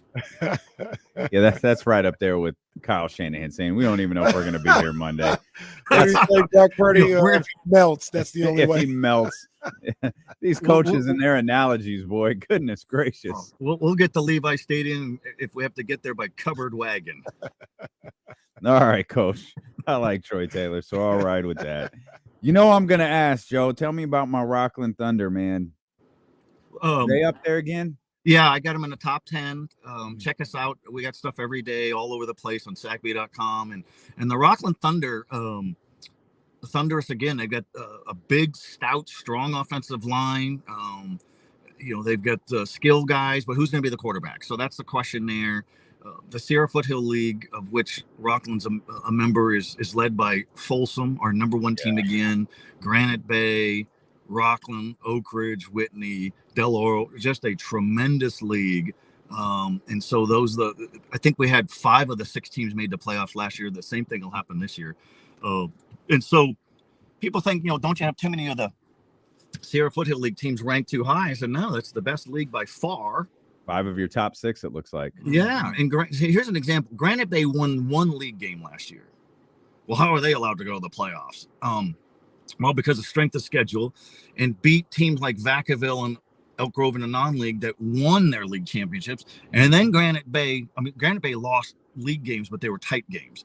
And then Granite Bay went all the way to the Section Division II championship. And that's a team that's fun to watch. If you like old school football, we see so much of the spread option and passing every down, but Granite Bay and Coach Joe Catalico, they run the ball. They have a 1,500-yard runner who's committed to Cal. He's only a junior, Carter Jackson. And then they have a powerhouse sophomore fullback who started as a freshman, Isaiah Enney, and they're going to run the ball. That's what they do, and I applaud that. I certainly appreciate the teams that pass, but it's nice to see that the run game still has value. Yeah. Hey, the one team that isn't in the league that's in your top 5 is my people over there in DPH, man, Del Paso Heights, the Grant Pacers, number 2 on your list, won a state championship last year. They're trying to go back to back. What's that looking like, Joe? Well, it's football's better in this area when Grant is relevant, and Grant has won. Joe, is your hand covering the microphone? We lost you a little bit. Can you hear me there? There we go. Now we got you. Well, I was muting myself because I was F-bombing. No, I'm just kidding. No, I was saying that this is a handheld job. Normally, I'm doing it from my home office, and so we're roughing it. But no, it's great to see. Well, you're at the beach. You deserve it. That's right. And Grant had some lean years after so many dominant years, and won the state championship last season under co-coaches Carl Reed and Sid Thompson. Sid Thompson's the older brother and mentor of Shaq Thompson of the NFL, and Sid and Carl are Grant alums, and I have Grant at 2. People think it's too high, but in the second game they play at number 3 Oak Ridge. So let them decide on the field. I got a lot of teams that are ranked next to each other that are playing each other, like number 16 and number 17 Capital Christian and Sheldon. So let them. That's the fun part, is you could let them decide it on the field. Yeah. But back to Grant, loaded, big numbers again, skill guys everywhere. Got a couple transfers in, but they'll have to sit out maybe 30 days because of CIF transfer rules. But the Grant Pacers are going to be a power, and they know they've arrived again, guys, because somebody just dropped them on the schedule last week. El Cerrito, the team they beat in the Bay Area last year for the play in the NorCal finals, suddenly dropped them on the schedule, which is a bogus move because you can't pick up anybody now. Everybody's got their schedules locked in. So that's a bummer. And that's a loss of home gate revenue, experiences, cheerleaders, fans, alum. That's a big crunch to not have a football game. Joe, as we switch gears here for a minute, Coach Andy Thompson, Sac State, came into the studio last week. Obviously, he has big shoes to fill. Back-to-back Big Sky champions. What do you think it looks like for the Hornets this year? I think it's going to be another championship. They're going for a 4-peat, which is remarkable. The program started in 1954, and I think they won 3 conference championships in their first 5 decades. And in the last 3 years, last full fall seasons, there was no fall 2020 with the COVID, they won the conference championship. And Andy Thompson was the defensive coordinator for Troy Taylor, who's now down at Stanford. And Troy Taylor told me, he goes, he's the smartest football coach I've ever been around. And that's saying something. And we know defensive coordinators are going to be really challenged in college football because teams score and they get first downs. It's just impossible to completely shut anybody down. They started off 12-0 last season, number 2 in the country, and then they lose in the playoffs to Incarnate Word. All the main coaches stayed. Bobby Fresquez is the offensive coordinator now. He was the quarterback's coach. Chris Richardson, the longtime coach at Folsom, with Troy Taylor is still the assistant head coach, O-line coach, offensive line coach. But they're loaded again. They're trying to figure out who their quarterback's going to be. I got a story running on that this weekend. It's probably going to be down to Caden Bennett, former B player of the year out of Folsom High, fastest guy on the team. Or Carson Camp, a transfer from South Dakota. So this guy comes from the cold of South Dakota, fits right in with the California cool. He's got the suntan and everything. He said his first workout was back in January. It was like 53 degrees. And he goes, all his Sac State teammates had hoodies and sweatpants on. He goes, this is balmy in South Dakota. So he went out there in tank top and shorts. So that's how he's seizing his new experience. But Andy's good people. I think you guys sense that. He's got a cool demeanor about him. The players like him. They're recruiting well. They got 15 starters back. I think they're going to win the conference championship again. I love to hear that. I love to hear that. A big picture with Sac State. What's next for the program and the athletic department, and terms of that? Because now you have the sustained success with them being a successful football program. But what's next to get them? Maybe this is pie in the sky, but to get them to that North Dakota State level where, they're looked at as one of the top teams in FCS every single year across the country, not just in the conference. Yeah, it's a good question, Kenny. They've already made the breakthrough, making the playoffs. And when they made the playoffs 4 years ago, it was the first time they'd made the playoffs since 1988 when they were in Division II. So it was their first FCS playoff. And they've been ranked. They are 23-1 in the Big Sky since Andy Thompson came aboard, when Troy Taylor brought him in. So they've really have dominated this super conference. So I think the next step is they're going to have to get into a national championship game. And the Big Sky is the best FCS conference in the land, and Montana State, Montana, UC Davis with Coach Dan Hawkins. So it's you're battle tested, and Stanford hosts Sac State early this season, so that's a tough game. So to answer your question, gotta win playoff games, get into a national championship, get into a semifinal, and just keep it going. Keep fans engaged, keep them interested. It's puzzling sometimes because all the high school games sell out. So many of them sell out. So there's a market, there's a appetite for it, but not always the case at for Sac State games. And maybe sometimes it's because people don't know who Northern Colorado is.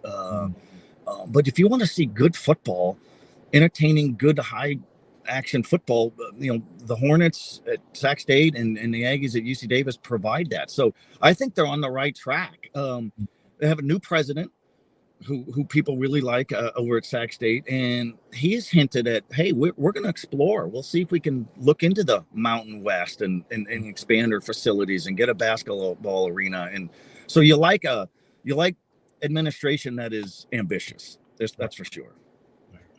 Go enjoy. But I think they're on the way. I could see them making another national championship push. I think they're there, and I think they're going to continue to recruit Sacramento and California hard. They don't even go outside of California for recruiting, very rarely.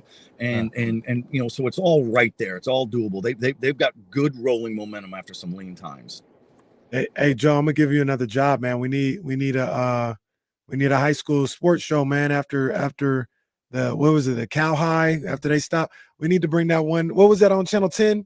We need to bring that, or was it 13 or something? We need to bring that back, man. Joe D, man, every Saturday afternoon. Let's go. I've done it before on radio, including your station. We had the Sacramento Bee high school sports show some 25 years ago.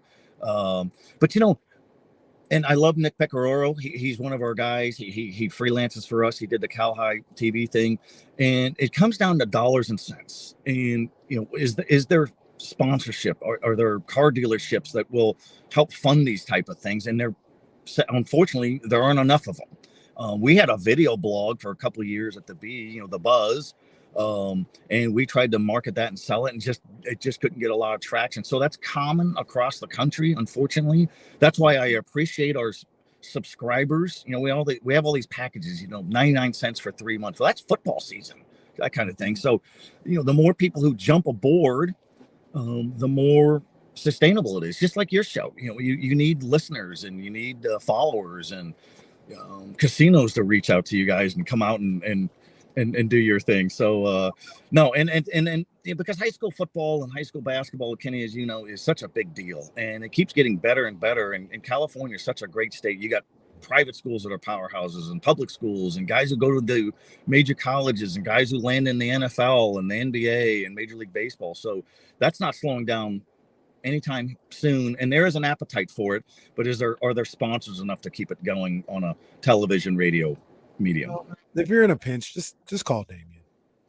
If you need a couple G's, couple racks. You hear this, Joe? You hear this? He'll look under his seat cushion and be like, "Oh, here's a couple racks."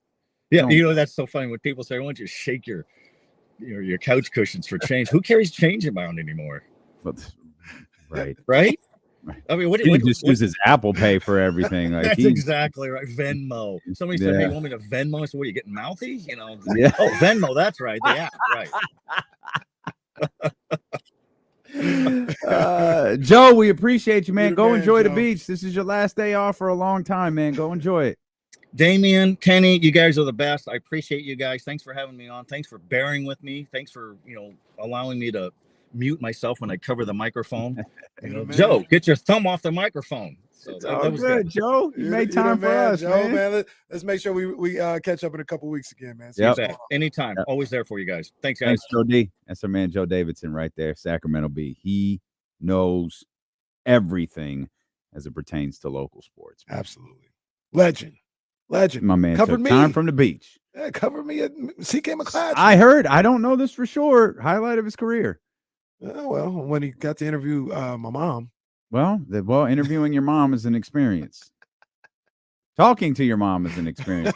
Watching your mom in action when she doesn't know that she's being watched is an experience. Watching your mom at the Juneteenth festival. Your mom is the single greatest, with Jazz a close second, the single greatest D'Lo and Casey public relations person in existence. She's got a little Paul Heyman in her. There's a lot like Dr. David is up there, Ramsey, Bryce, the crew who John Bull, Jill Adge, who really, helped this show grow on social media. And then you got Jazz and all of the work that she's doing on social media. But when your mom gets in front of people and we're nearby and she says, this is my other son over here. This is D'Lo. And that's what she calls me. She does. I'm sure she's called me Damian before, but she doesn't really do it in public. D'Lo, you gotta keep the public. That's what the public knows you as. D'Lo, we were at the Juneteenth festival. Virtually like all of the black people in the city were there. Your mom knew every single person that walked by. Yeah, she does know a lot of people. She knew black people, white people, politicians, vendors. I think she knew the homeless guy who was just like looking for a trash can. Like she knew everybody and introduced me to all of them. Oh, Mayor Steinberg, this is D'Lo. He's the guy right here next to my son in this picture. This is my other son. They have the best sports show in the world. Like she is the ultimate PR person. They say that's where I get it from. Reese and Jazz, they can't stand that. Like when we go somewhere, I'm always talking to somebody. They're like, we'll just walk away. I think I get it from my mom. But she knows way more people than I do. You definitely get it from your mom. She knows way more people than I do. Your mom knows everybody. Yeah, she's connected. If you're listening right now, you know Cheryl in Elk Grove. That's just how it is. You know Cheryl in Elk Grove. Yeah, she connected out here. That's why D'Lo and Casey have 2 radio shows, is because Cheryl and Elk Grove made it happen. She was telling people about the second one before it was official. I said, you gotta stop telling people, man. It's not official. I had mentioned, I was like, hey, I think something's gonna happen. And then it took so long, I was like, I don't think it's happening anymore. I don't know what to tell you. I don't know if this is happening. And I got worried, just stop talking about it. And maybe it'll happen quicker. So some people like I put out like, oh, big news coming like in a week. And then people are like, I heard, I know. Hey, whoa, chill. What you talking about? And then I asked my mom, oh, well, I didn't know it wasn't official yet. I didn't know I couldn't say anything. Our announcement we were going to KSFM was like the worst kept secret like in the world. Plus we alluded to it we had been working on this thing since like March. Yeah, it's been a while. Oh, we ain't done.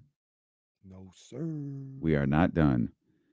We've got more show ahead. What do we've got coming up? Got top 25 games. Oh, Kenny's going to crap on Harrison Barnes again. Wait a minute. How is that the title of what's happening next? Jesse, did he or did he not mumble under his breath, am I going to disrespect Harrison Barnes again? He did say like we weren't just sitting right next to him in the studio. We'll find out what that's all about. Come on. Plus, the Giants get a win. That's all coming up here. Is D'Lo Whoop-de-doo. and KC here on Sacramento Sports Leader, ESPN 1320. My girl Alicia Bumgardner, Dr. David, Michigan. Damn, pop for PEDs. That is terrible. Yikes. Yikes.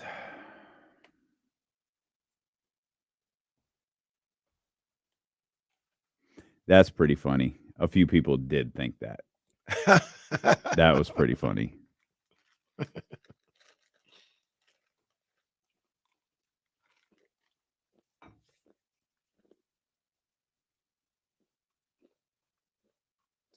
It's a dangerous love affair. I believe you are correct, sir. I got a new mouse. I like this mouse. Quiet. Oh, that was the plan. Didn't always work out that way. Quietest mouse you got.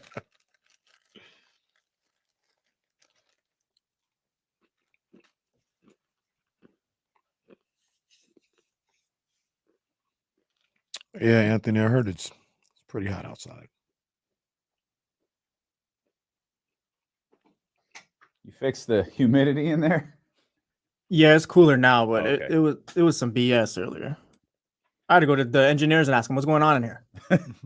Remember that day? It got up to like 78 in here one day, and I went to John. I was like, Jonathan, I'm going home. I got in here at 9:40, like 9:30 this morning. It was 81. Ooh, Jesse working him out. Ooh, what the hell? I walked in and I said, "What the?" I said, "What the?" I'm not gonna cuss on straight, but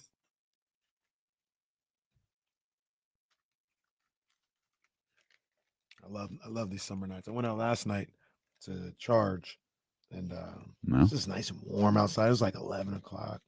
Like that's the hell I'm talking about. you lie when it comes to the heat. You don't even really be. What's up, outside when it's Seuss? hot.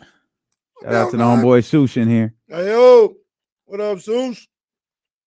I do. I ain't gonna be in the middle of the day just running laps. No, I if ain't you gonna like do it so that. much, go outside. I go outside at night. We walked outside last night, started cussing. We're like, yo, what the heck? What is this? Like 6:30. This thing What says it's doing? 103 right now. I know, Kyle, but it's weird. No, I got you. I had no idea Michigan was 50. Wow. Michigan don't look 50. No, I don't believe that. I need to No see some ID. chance. No chance. I need to see some ID.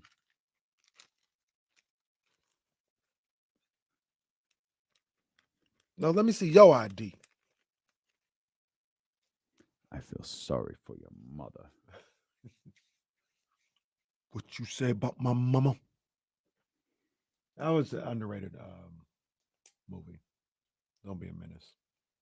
I was quoting Menace to Society, but All right, it's fine. but then Same I flipped thing. it. It's the same Don't- thing. yeah. No, it's fine. That movie's not underrated. It's not good. What? Don't be a menace? No. Stop. Don't do that. Come on, man. The movie's silly. I'll never watch that movie. It's Nah, don't be a menace. Those is types funny, of movies bro. are dumb. Don't be a menace. is- Isn't that the one where he comes out the You truck with all those weak. weapons and stuff like that? Yeah. Yeah. Well, that's not true. Like, I think I'm gonna get you, sucker. It's funny. he said, excuse me, my beautiful black queen. Can you move out the way so I can talk to that white queen? Yeah, that was funny. That was funny. Oh, yeah, I said, what do you do when you see a nice man? Are you my daddy?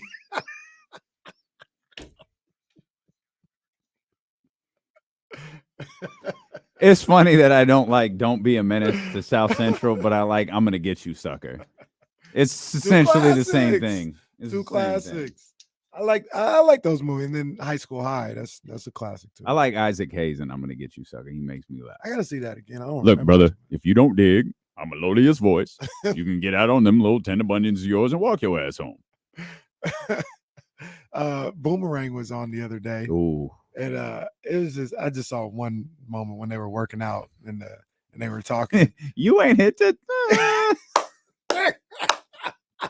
I laughed out loud when he said that. I love that scene. Laughed out loud. That was hilarious. Starts talking about cooling his testicle walls. Yo, that's one of my favorites. You know the other Marcus. You know, I've been here for what do you say, a week? I've been on time, even when it rained. Yo, Chris Rock is in that. Like, that's crazy. That's Chris crazy. Rock. Yeah, that is a trip. One thing I look back at those movies and I always ask myself, and I look back at they call me Magic. When did they start doing crisp lineups on haircuts? It wasn't then. So you just go get your hair cut. I no lineup. I think it was like Arsenio era, like Arsenio 90s. Like had a little crisp. when little the fade started to hit. Would we give Kid and Play maybe a little? Yeah. That's the era both I'm of them were thinking. actually Like pretty crisp. like that was. But Like, that's the same time though. It's like Magic and the announcement. yeah, that's 91. That's the same time. Well, maybe it was a generational thing. It started younger. Yeah, maybe so. I mean, in Magic's The OGs didn't care. Magic by 91, his hair was kind of fading a little bit. Oh yeah, he had hair. No, it was fading. Yeah, but he would go get it cut and just they just cut it. They just leave it. Don't there. worry about the line. That's a good question. That's a good question. When did lineup start? What you said probably is right. Like the Kid and Play and younger. Yeah, I feel like it's around there. Crisp and all that stuff. Yeah, because that's when fade started getting real tight, and like there was like because Magic was just get the clippers and roll over his head and keep it moving. Like it wasn't a lot of work. Probably paid $100 for it. It wasn't a lot of work. He was from a different era. Yeah, different times. But oh my gosh, that reminds me. I gotta ask you this. Let me find it. Because this is the wildest plot I've ever seen. Have you ever heard of a Denzel movie called Heart Condition? Denzel Heart Condition. I don't think so. Came across this on Twitter. In 1990, Denzel played a lawyer whose heart gets transplanted into a racist cop after he dies. Denzel then haunts said cop until his murder is solved. What year did this movie come out? 1990. Was that Denzel's first movie? Like I don't. Yeah, I missed this and one. Bob Hoskins. Is this on Netflix? I don't know. Where did you come across this? It was on Twitter. So I don't even know how I saw it, but it was on Twitter. Oh, Heart Condition. Oh, this. Oh, does it got the cover art on there? Yeah, because this picture is hell. Yo, what is that? Once again, Denzel played a lawyer whose heart gets transplanted into a racist cop after he dies. Racist police officer Jack Mooney has a vendetta against Napoleon Stone, a charismatic black lawyer who is sleeping with Jack's old flame, Crystal Gritty. Jack has a heart attack, but his life is saved when he receives Stone's heart. That's not exactly John Q. Since Stone died mysteriously the same night as Jack was stricken. Oh, man. Stone is not completely gone, however, and as a ghost, he is all too happy to give Jack advice on how to do his job and live his life. I feel like I kind of got to see that movie. Oh, kinda. I got to see this movie. Kinda. Oh, they got the trailer here. Oh, we might have to. We might have to watch the Heart Condition trailer. Hold on. Hey, hold on. I came across. I was like, I wonder if Damien's seen this movie before, or even knew it existed. I don't think I knew it existed. Is this the? This is a trip. Okay, we're all right, kids. We're going to the movies. We're going to the movies. The Heart Condition trailer. Here we go. Oh boy. Sergeant Jack Mooney has Uh-huh. got no class, That is 60% grease. no Oh. style, What the hell have you been eating? and no pulse. That's it? He's dead? He will be, without a new heart. No man alive can help Jack Mooney. We got one. That leaves Leon Stone. Uh-oh. accident. Killed instantly. Oh. Don't eat that. Trust me. Look at Denzel. He's given Jack his heart. It's weird, I know. It's very weird. As long as that heart's beating, we're attached. Aren't you going to talk to me? Racial prejudice I can understand, but ghost prejudice. You gotta help me find who killed me! Go to hell! That's what I'm trying to avoid. Now, if you could just give him some soul. Oh man. I like that. Get down, brother. Give me 5. That's the only new equipment you got. Bob Hoskins. Oh no. Take this stuff off. Denzel Washington. You stayed in the living room. Of course. You think I can learn anything watching a white boy? Together, What? they might just make the world's first cardiac arrest. This is too easy. Heart condition. You just got me thrown off the force and on my way to a mental institution. Nobody's perfect. Oh, I'm watching this. I'm absolutely watching this. That looks horrible. Oh my God, that What's looks going terrible. on there? Oh, that looks so terrible. Oh, I'm watching that. I am watching that. Oh, That looks like man. absolute trash. I gotta see where that is in like Denzel's filmography. Oh, 1990. That's before Philadelphia, right? Might be before Glory. Glory, God, Glory's got to be around that. I thought Glory was 90. Maybe you can't make Glory and Heart That's what I'm Condition in saying. the same year. Heart Condition had to come out first. Heart Condition might be like there was a. Remember Stealth?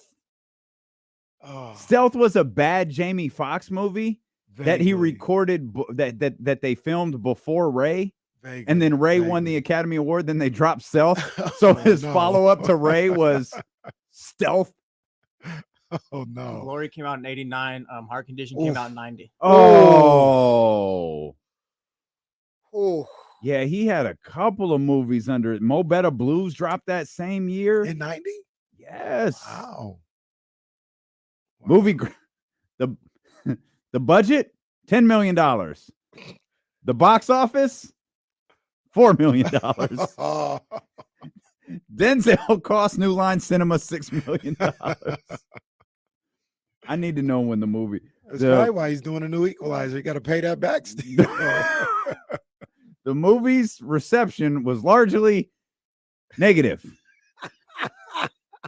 scoring 10% approval rating on Rotten Tomatoes based on 10 reviews, which mean one person out of 10 rated that movie favorably. I need to meet that person. Yeah, I need to know who that is.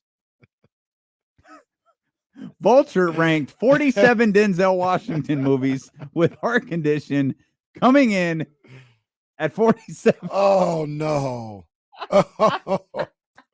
Heart Condition. Oh, this made my day. Ooh. I didn't know I needed this. Yeah, I saw that. I said, I've never heard of this movie. So, oh And my the plot God, is crazy. The plot is crazy. Who greenlit this? bro, peep this. After Heart Condition came out, Mhm. these are Denzel's movies. Mo Better Blues. Mhm. I think these are plays. Ricochet, Malcolm X, Mm. The Pelican Brief, Oh, Philadelphia, Crimson Tide, Devil in a Blue Dress. jeez. Like he didn't miss it. Like he never missed again. He missed the playoffs 1 year and he That's didn't right. miss no more. Oh, Didn't miss man. any more. Denzel's first movie, 1981, a movie called Carbon Copy. Was he on what was it, Saint Elsewhere before he started doing movies? I don't Or was that know. after? Was he already a movie actor and then did Saint Elsewhere? I never seen Saint Elsewhere, but I've always heard about it. Let's see. In 1982, Washington made his first appearance in the medical drama Saint Elsewhere. That movie, Carbon Copy, was 1981. I didn't know Denzel had like braces or got his teeth fixed. They say he had a gap. And then I saw the picture. I didn't know that. Would have never known that if my aunt hadn't told me. What a day. This is my favorite part of the show is when stuff like that happens. We just watched a movie trailer on the show together from 1990. A bad one at that. A really bad one. Like Denzel's filmography, though, is insane. Nah, come on, man. That's crazy. It is insane. That is crazy. And he's about to add another Equalizer. Have you seen any other Equalizers? Yeah. The first one. I never seen them. First, I saw the first one. Really good. Oh, or wait, I saw the first one for sure. I might have seen the second one too. I think I just saw the first one. Yeah, it's good. Is there an Equalizer TV show too? Yeah, Queen Latifah. Yeah. I've actually watched that a couple times. So there's a Gladiator 2 coming up. I don't know how that's supposed to work. Oh no, I'm thinking of 300. That Denzel is in. That's coming out in 2024. Well, so all of this stuff is like stopped, right? Like they're not filming anything right now. Yeah, I think everything but soap operas. Yeah, a lot of stuff's getting postponed and pushed back. Yeah, these movies ain't coming out. These movies ain't coming out. I hope they figure that out, man. Did you watch the Macbeth thing that he did on Apple TV? No. It wasn't what I expected. I watched it at a, support. It wasn't what I expected. I'm not a Shakespeare person, but I thought it was like it was going to be a take. No, it wasn't. It was like the actual, like it was very literal. I vaguely watched Hijack. I mean, like you weren't paying attention to it? Jazz was watching it, and like she just started watching it. Yo, Hijack is good. I'm telling you. Whether I was home or not, she just start watching it, and I get home and maybe I sit down and watch a little bit. It looked really good. I don't know if I'm gonna go back and watch it now because I saw the end. Oh, you did? Yeah. Oh, well, yeah. Ain't no point doing it now. But it looked good. No, I didn't know it was like. I mean, this makes more sense, but they did a whole series on one plane. Right. How many episodes was it? 8 to 10. I can't remember. That's a lot of episodes for one. Maybe it wasn't that many. I feel like it was at least 8. That sounds like about right. That's a lot of episodes for one scenario. Well, don't worry about it. It was good. Like it looked good. Well, don't worry about how many episodes it was. I know they spelled it weird, or they I'm gonna have to search Idris Elba. But I wanted to watch that, and she just dumdy doody dumdy. Yep, I'm watching it. Episode 5 already. La la la la la. Catch up. Yeah. 7 episodes. Yeah, we don't watch shows. That's on Apple TV. It's really good. Y'all watch your fights together. You don't have to watch. Yeah, that's all we watch together is fights. I don't know that. I don't know that anything's gonna be better than Heart Condition. I gotta see if I can find that movie. CeeLo and KC here on KIFM West Sacramento 98.5 FM KRX QHD2 Sacramento ESPN 1320. Always live on the free Odyssey app. Wherever you are, we appreciate you listening. I got 2 things that probably fit around here. I was listening to something yesterday. You can rent it for $2.99 or own it for $9.99. Just own it. Oh yeah, absolutely. It's $7 more. I'm gonna own it. Buy it while I'm here. I'm gonna buy that Spider-Man joint that I want to watch. Oh yeah, I've been trying to watch that for I don't know when I'm gonna watch it. I still gotta watch both of those. Yeah, first one's fire. Second one I heard is you could buy Beverly Hills Cop for $5 too. Yeah, maybe I'll watch it for the first time all the way through. Wow. Okay. What do you got that works right? Don't mind me. I'm just getting just setting up my evening. That's all. I was listening to somebody talk about college sports and the realignment or whatever. And they were talking about somebody, I forgot, it's an analyst or somebody involved in it. They're like, what's going on right now with the conferences and everything. This is just the first wave. And he was like, we need to prepare ourselves to be able to wrap our minds around what's about to happen, because they talk about eventually, and this is no secret, they're going to have like super conferences, right? At some point. Yeah. And they're like, I think he was saying like they'll try to do something where it's like, super conference of 35 to 40 teams. And then the guy broke it down, and it makes sense, 35 to 40, but not everybody's going to make it. Like Rutgers, Missouri's in the SEC right now. If they do 35 to 40 teams of all the teams in the country, yeah, Missouri might not make it. And that's what he was talking about. Prepare yourself for like teams that are or colleges that are in major, they felt like they survived, like Big 12, Big 10, SEC, they felt they survived. In like 10 years, what are you going to do? Because you're not going to be part of the super conference. Yeah. And Missouri would essentially turn into like a Boise State, which is even crazier. That's even more crazy. Missouri been around forever. Like, I'm just using them as an example, but a lot of these schools have been around for hundreds of years, and they're going to be resorted to a Boise State level football program. No disrespect to Boise, but I got you. Yeah. I get that like these other schools are gonna miss out and stuff like that, and I get like there's tradition, but isn't this what college football has always been about? It's always been about the money. I always felt like the tradition and all that's always been kind of like a scam, a little hypocritical. I hear you.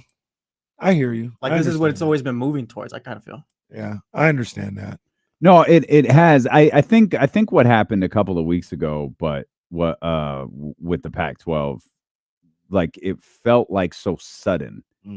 Like all of a sudden it was a conference, a major conference was disappearing. Yeah. Like in real time, right. Like right in front of our eyes. Yeah. It wasn't a long drawn out thing where one team left and then another team left. It was it was like groups of teams all leaving at once. And then groups of, now you've got allegiances within the pack deciding whether they're going to stay or they're going to go or what they're going to do, or they're going to weigh their options. It's like, yo, this is happening in real time. This is just all like this whole conference with this rich history is just ending.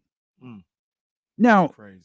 I'm not going to absolve the people who run the Pac-12 of being responsible for some of it, because the fact is, and I know we alluded to this or didn't allude to it, we talked about it before. Keep an eye on the ACC.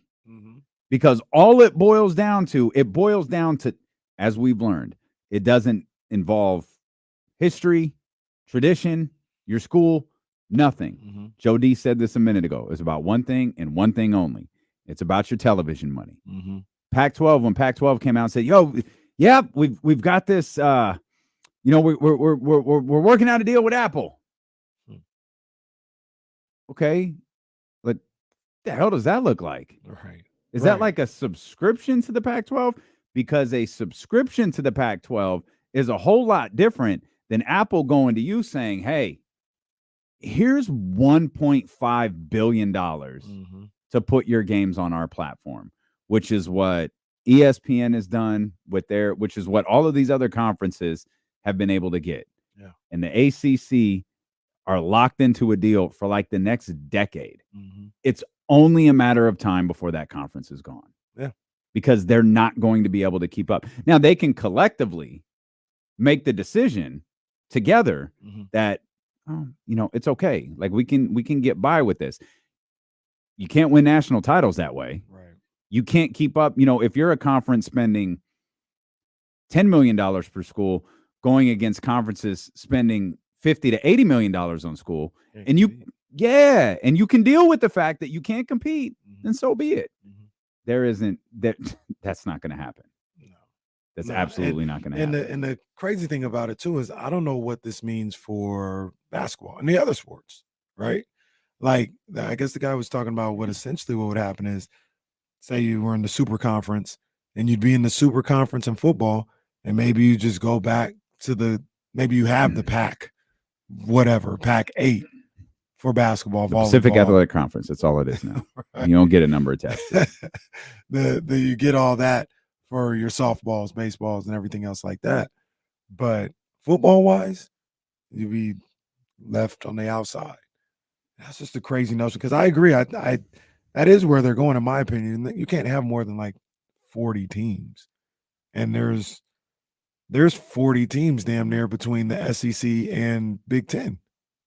I think they got like combined like 35. Mm. So if you want to get Clemson and Florida State in there and Texas and Oklahoma, some of them teams ain't going to make it. They're not. So They're not. Yeah. I'm sad about college. I was sad because I think it started to happen Friday, like right as I was preparing to leave. Just the entire conference disintegrated. Crazy. It was like that was sad to see. Yeah. I know you're trying to distract us from your Harrison Barnes disrespect. So would you like to fill us all in on why you continue to disrespect Harrison Barnes? Well, the fact of the matter remains, I did not disrespect Harrison Barnes. You didn't technically, but you were clearly thinking something that was disrespectful because you said out loud to yourself that you were going to disrespect Harrison Barnes. See, there's a whole story to it and everything. You didn't think we heard. I'd rather express what happened a little later on because it all makes sense. Okay. But there's no disrespect there. Harrison's my guy. Okay. It's my guy. I got love for Harrison, man. Okay. Oh, I hate when the media tries to pit us against each other. No, you're right. Who's us? First of all, me and Harrison. You and Harrison. Okay. Yes or no? Did you or did you not mumble to yourself, I think I'm going to disrespect Harrison Barnes again? I did. Okay, that's all I asked. I said, no, I can't let that happen. Your Honor, strike that from the record. I asked a yes or no question, and you said yes. He said again. Twice. Back to back. Oh, I'm not alone when it happens. Okay. I'm not alone. Okay. Like, this whole thing is bigger than Kenny Caraway. If I'm going down, I'm taking a whole lot of people down with me. Okay. Calm down. Calm down, Nino. Why don't you disrespect Farhan real quick? Just so we get, because we got top 25 games of the Kings season coming up. Got number 8. Then we got James joining us. So we got a lot of Kings basketball schedule, all that stuff to talk about him. So why don't you go ahead and crap on Farhan real quick and we can move on. I mean, it ain't even about crapping on Farhan. Got a win last night. Yeah, and they're getting beat up again today. Well, that's not my. As we speak. Sorry, Danny in San Francisco. It is what it is. He hasn't listened in years. Farhan got to go, man. He has to go. This is not going to work. Even in the best case of his of how he puts together a team, they were bounced in the first round. This isn't a championship winning guy.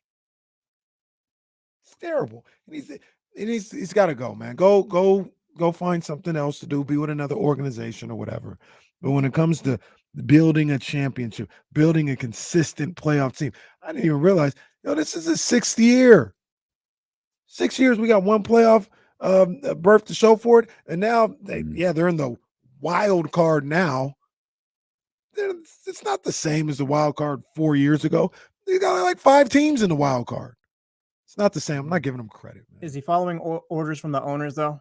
Because we've talked, the Giants have never been this team where they trade for this star player. They've always just been this kind of develop and hopefully it works. Maybe he is, but he's not developing good enough. He's not developing good enough. All these people that we heard that they couldn't trade off, Helio Ramos, who I like, Matos, who I like, Casey Smith, who I like, Luciano, who I like. None of these guys are needle movers. Patrick Bailey is the closest thing to it. And Patrick Bailey is like, if you're a really good team, Patrick Bailey is like supposed to be your 5th or 6th best player. Okay. Do you think they made an honest effort to sign Aaron Judge this offseason? Yeah, I think they tried. Who fell through? Correa? It was Carlos Correa. Carlos Correa fell through. Right there. And you're still mad about that. You would have just gone through with it. Yes. Okay. Absolutely. Okay. Then he didn't want to make any, and who knows what deals were on the table or whatever. The fact about the way he builds a team, it doesn't work. I'm not saying. So how did that team win 100 some odd games? Just one of them years. Oh. They got bounced in the first round. There's context to that. They lost to the other team that won 105 or 106. Who got bounced the next round? They didn't even lose to the champions. Well, you knew the Dodgers were going to get eliminated. That didn't really happen. They're going to get eliminated at some point. You don't get no credit for. I that feel team like getting you get eliminated. more emotional about the Giants than any of your teams. It's really weird because I don't think like your top team is the Giants, but you get really worked up with them. Because they're wasting our time. That bothers me the most. They want to contend, but they want to develop, but they don't even develop that well. And he just like, it's irritating because he just mix and match. Go gets Mitch Haniger and Conforto and tries to be like, yeah, we're looking to contend There it this is. year. No, you're not. that's No, all. you're not. Okay. Just give it up. I think Kenny He's got to go. might need to. I don't think Kenny truly knows who the Giants are. I think you got to shift your expectations of who you root for. I don't think they know who they are. What are they? Are they a building team? They're a team who tries to build up from the farm system. They're not like the Yankees or anything like that. Yeah, and they fail. They've built all their top prospects. They brought some guy from single A in the other day because they're so desperate. Okay. You know what doesn't fail? At least not today. Well, Monday, but not today. Top 25 games of the Kings season. This is a good one. Moment after moment. So one moment I forgot was in this game. Oh my God. We might put we might nothing. We will put the video up for this one. Yeah. This is good stuff. Yeah. It's top 25 games of the Kings season. Game number 8 on the way, plus James Hamm at the top of the hour here on Sacramento Sports Leader, ESPN 1320. Oh, great. It's 6-0 Rays now. The Rays are in the middle of a crisis, and they've just come through and beat the hell out of the Giants. Oh. Entertain Sush by walking by your camera. The roar.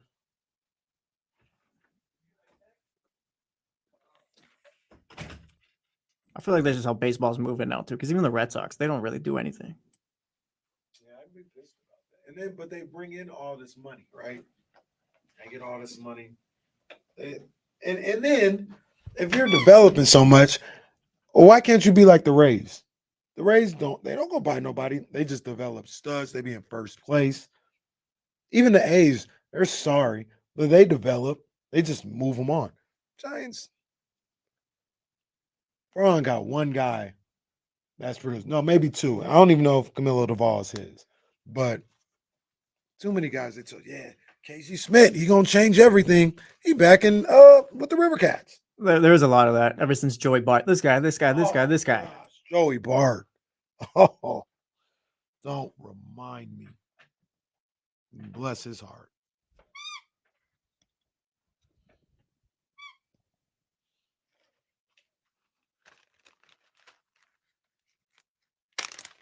Uh-oh, what did Chris say?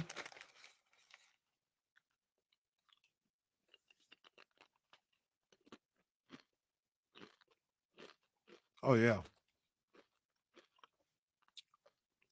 Absolutely.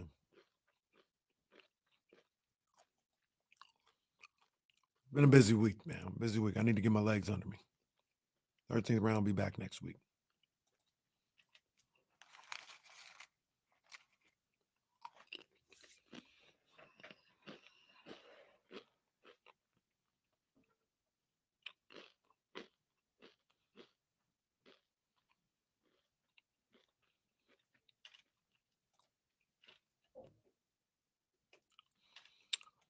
You know what? I have a hard time giving Kapler smoke because all he can do is play the people that are on the roster.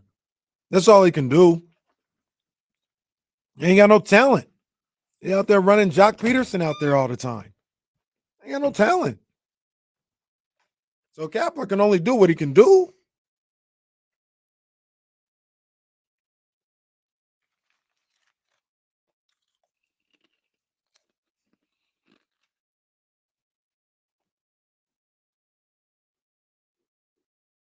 Yo, I don't believe this shit.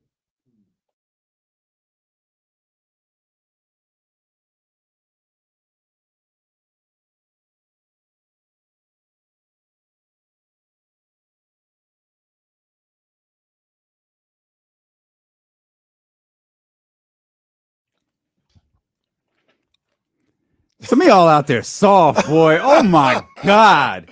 Hey, that's crazy. Some of bro. y'all soft. That's crazy. Yo. We'll let you know, Jay. We'll let Oh, you yeah, know. yeah. Hey. That's crazy, bro. Hey. Wow. I ain't gonna say nothing. Come on, man. I ain't gonna say nothing because I love my brother. So I ain't gonna say nothing. But one day, one day, I'm just gonna come in here, put my feet up. I'm gonna sit crisscross applesauce on the middle of this floor and drop a pipe bomb. Did you say Ramsey was on the line? Yeah. 916-909-1320. Ramsey, what's good, baby? Ramsey, what's up, man? You agree with me? Farhan need to go. I don't know if you call it Farhan or whatever. I mean, I was there last night. It was something they needed. I was surprised the bullpen got 15 strikeouts last night. Me too. But as much as one take I do have, as much as we love Brandon Crawford, thank you for the 3 rings. Thank you for everything. But I mean, I think it's about that time. When I left the game last night, he was batting 197. Oh, he's not even batting his weight this year. We love him, but I think he's not even batting his weight. Dear Lord. Oh, Lord, goodness, Brandon. Ramsey. Hate to see my man go. down Didn't like Ramsey? that. Ramsey, weren't you there last night? Yeah, I went. Oh, Yeah, I went. okay. Yeah, What's the direction of this team?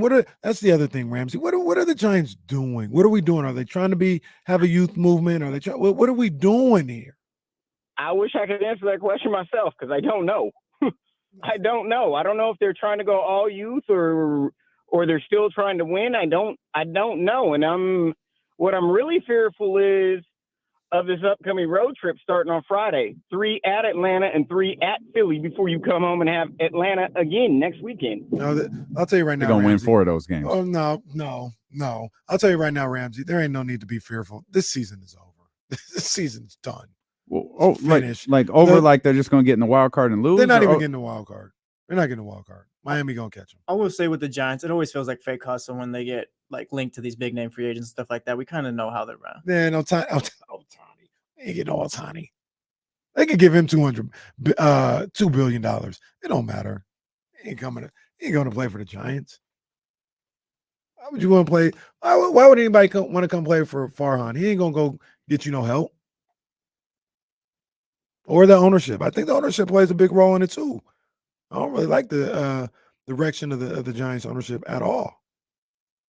Yeah, people have been complaining about that ownership now for a few years. Yeah. Feels like it's getting louder. My poor Giants. Yeah. 916-909-1320 if you want to get in on the phone lines. Appreciate you, Ramsey. You want to get into game number 8? This is a good one. Game number Someone go 8. tell Monty McNair, turn his radio on. He gonna like this. Oh, baby. Game number 8 went down at the Golden One Center when the Sacramento Kings. Oh, man. This is a classic. Yeah, that's a good one. I thought it was a Saturday, but it was a Friday. On a Friday night, beat the Utah Jazz 126-125 in the sonic boom shot heard around the world from Kevin Huerter. Incredible. Oh, what a moment. What a moment. That was up until that moment the loudest the Golden One Center had ever been. Now, if I was good at this job, I'd have the clip queued up ready to play right now. But I had a different part of the game queued up until we watched the heart condition trailer, and now it's not. That changes everything. It was worth it, but now my screen is no longer queued up. I think I got it here. There was another moment in the game that I remember. I just forgot it was in this game too, because the end stands out the most. But and a finish by Vanderbilt. Back out the Fox. Float game. Short. Oh, no, this is the club. Once again. Huerter for the lead. Oh, they take the camera. Golden One Center goes crazy. I think it was Brandon Nunez's video. I must have watched it like 1,000 times because he had the film with the phone and had the whole crowd. I was locked into that. I think maybe this is the one I'm looking for. That guy Watch your king. bucket. Watch your king. Struggled. Oh! Get some of that, Aaron. Get some of that, Kelly Olynyk. It's the dunk where De'Aaron hung on the rim and he hit an elevator when he jumped up. Like he jumped up and somehow went higher. Yeah. Oh, is that another level? Is that the dunk of De'Aaron's career? I mean, I know he had a lot this year. His dunk strike ended. But that guy this one is just. He struggled. I didn't think he was going to be able to finish it. Two hands on Kelly Olynyk. You know, the Sacramento Kings, they posted something this offseason. One more time. Bucket. He struggled. I mean, he is. Look at my man in the back. If you go back, look at my man in the background raising the roof. He does it weird though. Oh, my man living. He does it weird. Look over there in the background. Look at him. Oh, he did it. Hey. I mean, hold on a second. Hold on, watch it. Is that on your head, kid? Where is that on your head, kid? Right there. Let me see. Let it play. Let me see him a little bit more. Hold on. Watch him get up. For those that are watching, that guy is in the front row right over he here. Struggled. Is that on your head, kid? It might be. It might be. I forgot brother's name. I know Braden told us. Yeah, I got. Oh, that dunk, man! Oh my God, that was official. The Kings did something a couple weeks ago about which dunk was better or whatever, and it was that one, and it was he had a dunk against Atlanta late in the game or whatever, and De'Aaron said the one against Atlanta was a harder dunk. But the Kings end up going with that one. Well, visual, like it's. I think that's just one is so like he just fire. It's just so weird. It's just a weird dunk. That's all. That like he goes up two hands. It doesn't look like he's going to be able to finish the dunk. Like he'll have to lay it in. Maybe he'll get some contact, and then he goes higher and gets Kelly Olynyk, gets the contact, and winds up getting everything out of that. Yeah, I mean, those two highlights right there are just. I love. They're two of the best highlights all season. Any games. Got to be careful. I'm not sure if we're allowed to mention Brandon Nunez anymore. He might get in trouble. There's no way I'm going to be able to find that. I want to find the video he had. If he had, because he had it from like the media. Yeah, right? There's no way I'm gonna be able to find it though. Dr. David, do what you do. Dr. David, do what you do. I bet he can make it happen. He probably could. It's probably just an easy search. But you know what else? Because I'm obviously harping on those two plays, the De'Aaron dunk. Mm-hmm. You know who had? I don't even know that he had a big game. I mean, he did. Yeah, Rashawn had 3. He was 3 for 3 in this game. He had 7 points, but he had like 2 monster dunks, like monster dunks. And I was watching that back this morning. I was like, oh, come on, Rashawn. Let's go. He's at the rim. He's flexing. I'm like, yo, this was December 30th. Yeah. I loved when Rashawn Holmes like got in his bag and did something, because he's one of the guys, and it wasn't much of an issue moving forward this past season, but Rashawn was one of those guys that would show the emotion, and would get hyped up and would do all the yelling and stuff like that. And I love that. Yeah. I loved it. That made me miss Rashawn a little bit. Can we see the harder 3 again though? Absolutely. I mean, can I see this for the 7 million? I'm time? Actually good if we just let this whole thing explosive. Beasley. I mean, the harder 3, man. Come on, that was such a special moment this year. Such a special moment. This and I mentioned Monty a couple of times in the tease for this. I believe this was the game. I think it was Chris Biederman that asked him one time, what do you when did you know that you might have something special here? And he made a few references, but I believe he pointed to this game. Yep. He was like, the night Kevin Huerter hit 3 against Utah, And Sprays it Golden out to One Beasley. interrupted. Up top. That was And good. a finish by Vanderbilt. Back out the Fox. Float game. Short. Aaron misses the floater to tie. Sneaking over to Herder. Boom. Oh, they went crazy. Marketing. And then on the far and side of the then floor. defense did. Marketing comes over. Oh, Gets look the at playing catch. defense. Raises up God to bless 15. No good. Kelly Olynyk trying to beg for a foul against Davion. Get out of here. Get out of here, son. This. I'm gonna be real with you. Some people might think this game should be higher. Oh, so it could be 5. You know what else? There's another. I might change it now. Yo, I thought of that looking at this still shot right here. Markkanen had a dunk in this one. Yeah. He dunked on Sabonis, didn't he? Yeah. Like a nasty one. Yeah, they were above the rim in this game. Ramsey said, "How's this game only number 8?" Well, I know. I don't think you guys are gonna argue with the rest, though. Well, you might argue with 5. You're gonna argue with 5. No, You're gonna 5. argue with Bro, 5. I'm telling you, when we get to 5, you'll be like, all right, I get it. I'm not. I see where we're coming from, but I think I'm with Casey. I think that'll get some level for number 5. Oh, you little turncoat. No, I said I'm on your side still. No, that's not how it came across. I'm saying I'm on your. I feel the same way about it, but I think the fans will be on KC's side. I don't think they will. I think they're going to be sick of KC stuff by the time we get to number 5 and be like, Kenny, this is dumb. I don't know, man. Stop being fakes. Right? We'll see. I don't want to say anything because I don't want to give it away. I'm dead serious.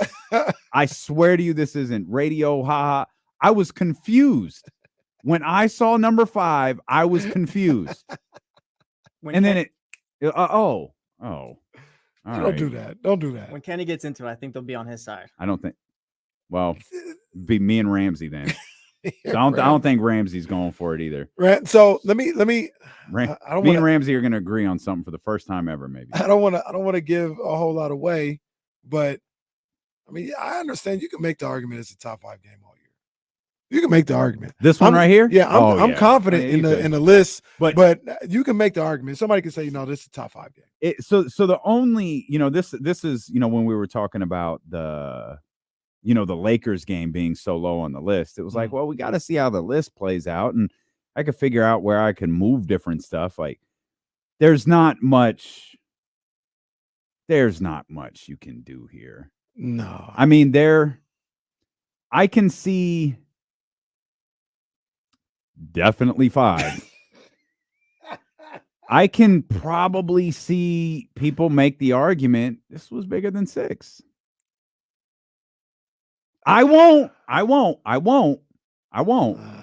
But we can, when we get to game, can I tell you the best part about this list? 6. No, 6. It's not bigger than 6. Okay. It could be bigger than 7. We can have a conversation.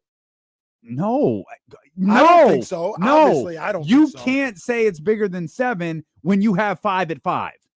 No, I'm fine with the list. It's not. I'm just playing devil's advocate. I can understand people I don't saying think so. This should be above 7. I don't think so. I don't agree. So we can talk at the end of this. The funny thing about the list is everyone knows what number 1 is. Like literally everybody knows what number 1 is. I think there's some intrigue it's just how we get there. with the rest of the top ones. I think definitely the top 2 through I think 2 might surprise some people. I think it might. I think those who are with us every day might not be surprised by that.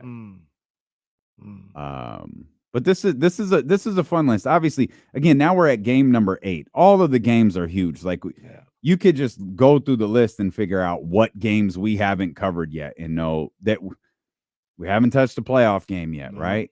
No. I mean, I don't know. I'm effing nice has some weird placement on this list, but that's a good. No, that's a good one. I could see it moving up a couple slots. That's a hell of a I have a few that I'm just looking at right now. I don't know.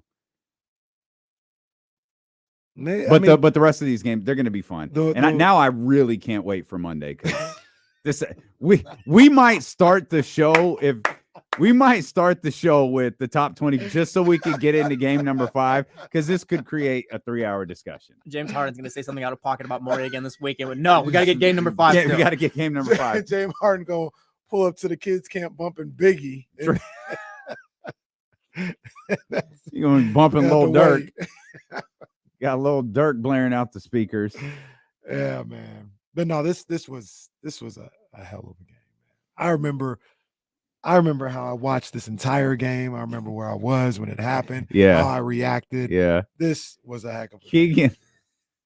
What I love is there's the moment because De'Aaron has the floater. Uh-huh.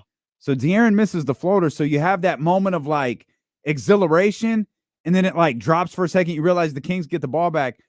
And Keegan, I don't know what it is about that play, but Keegan catches the ball and immediately swings it to Kevin Huerter. Mm-hmm. And he passed it as if he knew with 100% certainty Kevin Huerter was hitting that shot. Man, that is like perfect. We just watched that play through. Like in I'm sorry, what? Oh, sure, we'll watch it again. Why wouldn't we? Why wouldn't we? Now I'll tell you this may be the most watched moment of the Kings season. I think this moment might be the most. Like if you could see like YouTube or Twitter views, this might be the most viewed. Yeah. Everybody says they watched it like 1,000 times. Oh, but I watched the homemade videos 1,000 times. I got it on mute. You got the floater, you got the loose ball to rebound, swing. Boom. Perfect. He had no question that ball was going perfect. In. Absolutely Perfect basketball. Man, I love like this Keegan game. Murray. Perfect. I love that pass. Just the boom right over there. Perfect pass. Now, we didn't even get into some of the numbers here. Kevin Huerter, 30 on the night. 30. Do that, Austin Reeves. Shout out Jason Jones. 30 on the night for Kevin Huerter. De'Aaron Fox, 24 points, 10 assists on the night for Fox. He was doing his thing. But check this one out. Once again, the most overrated player in basketball. 28 points, 11 rebounds, 8 assists on the night for Domas Sabonis. Most overrated player in the league. You say 28 points. How did he get that done? He was 12 of 12 from the field. Goodness gracious. 2 of 2 from beyond the arc. His only mishap is he went 2 of 3 from the free throw line. Come on, man. Stop playing with this dude. You know what's funny? He had one other mishap that he talked about in postgame. Get the turnover number. Well. After that win, that night, he was like, I had 7 turnovers. That's not acceptable. Shout out Rob Dub, Dr. David. Here is let's go. This is goodness gracious. My goodness. Hang on. This is great. New processing in the studios. Yeah, this is the video. I don't know. Brendan Singleton over here. Oh, here we go.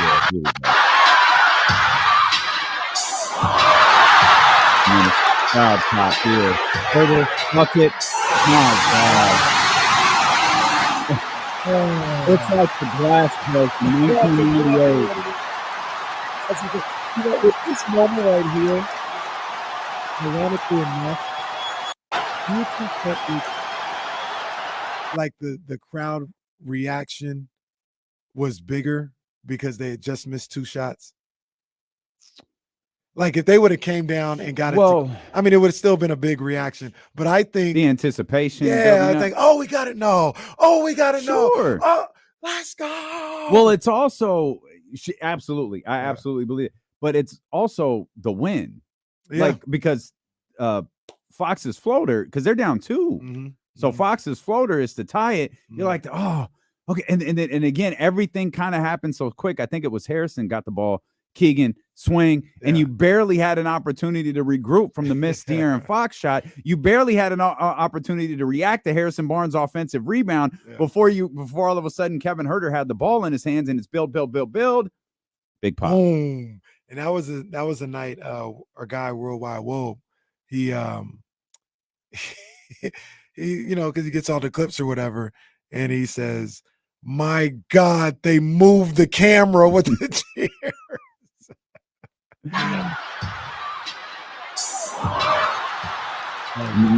And here's little again.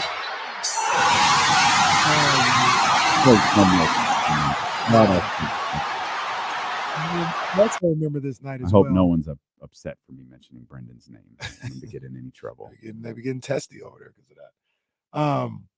But also, I think the Warriors that same night had like Klay Thompson hit like a game-winning 3 to put them up by like 4 seconds left or something like that.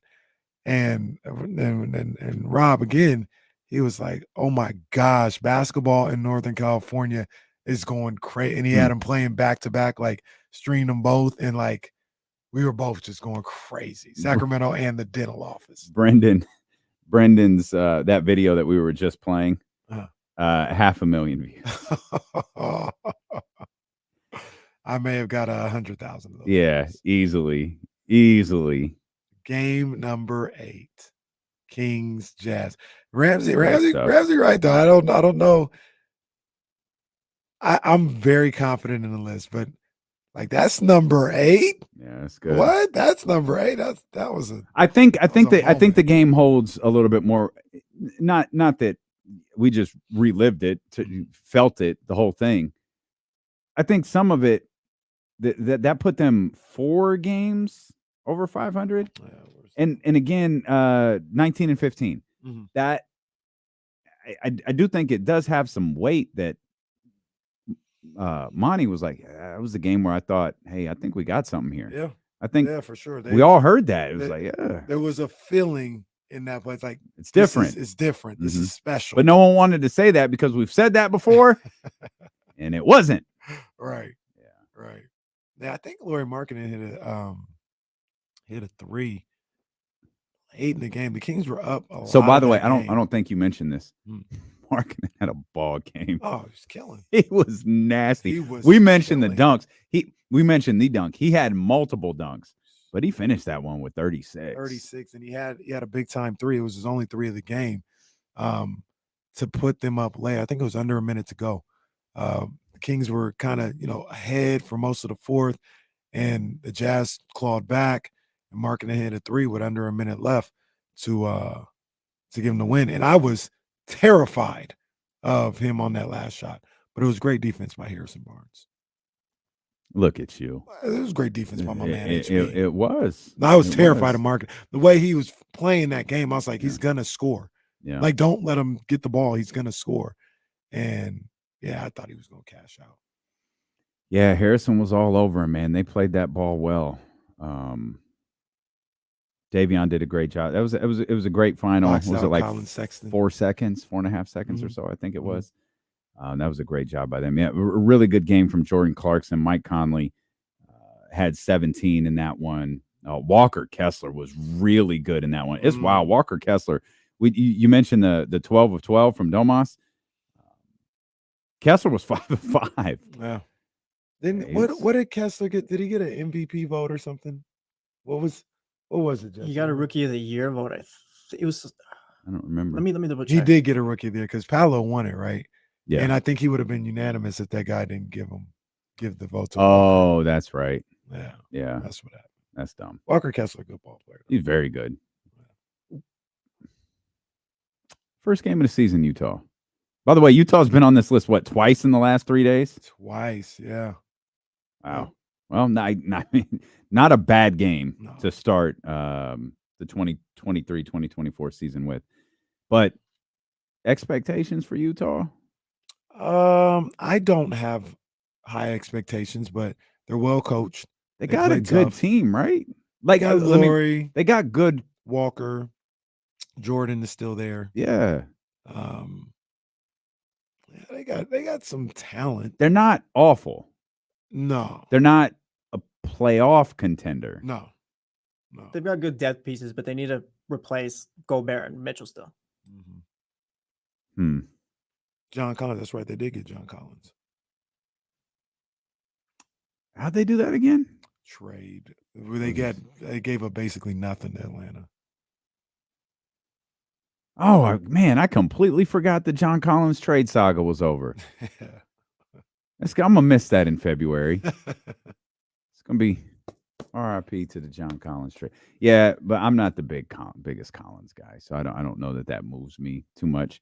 I just think this team might actually be like They're kind of like to last play. year. Yeah. I think they're probably just like last year, where they're in that play-in vicinity, and if they go away, they're not going to go away till really late. No, you're gonna have to play them. Like you're gonna have to. Yeah. You have to do what you got to do against them. James Ham joins us here at the top of the hour on Medilo and KC, brought to you by Sky River Casino, resumes here on Sacramento Sports Leader, ESPN 1320.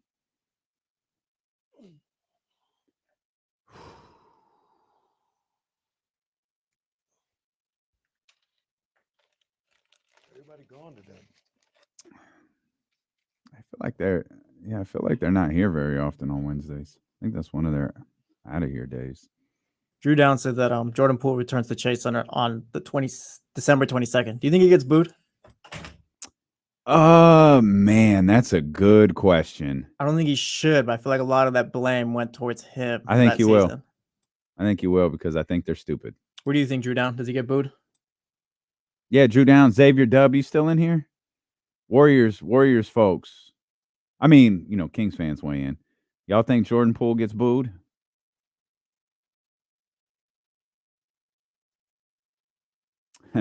Yeah, fans are dumb. Drew says no. Okay. Jacob says yes. I feel like they will, man. I really feel like they will. And you're right. I think it's lame, but I think they will. I hope you're right, Drew Down. That kid literally did nothing wrong. But they really go out here blaming him. That's the crazy part. They really blame him.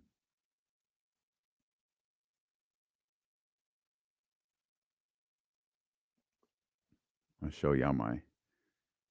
See, this doesn't matter during this show because I don't have nothing to do with it. See all these buttons? I got to press all these buttons at 4 o'clock when Jesse's not here. Yesterday, I got like all of them wrong. You have to press. You have to press in the exact sequence or it doesn't work. And I was out of sequence yesterday. All bad. I'm getting the hang of it. Getting the hang of it for sure.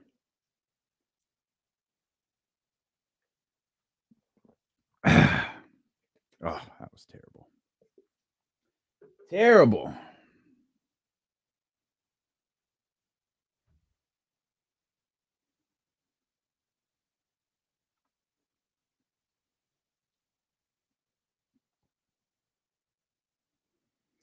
Y'all make sure you're following Breeze Cupcakery on Instagram.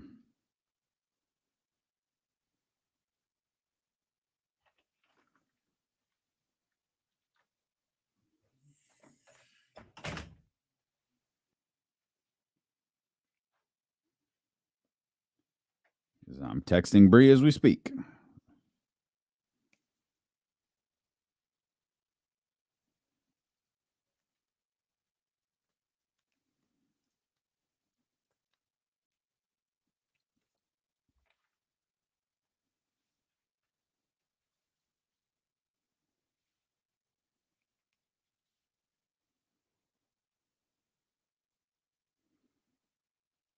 Jesse, what's our address again? Thank you. Yeah, they out there. Somebody pulling up. Bree's Cupcakery. Oh, yeah. Tomorrow.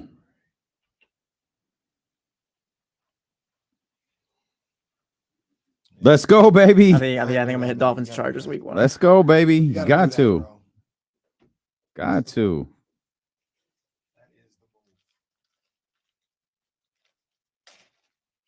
What's the name? Feinbaum?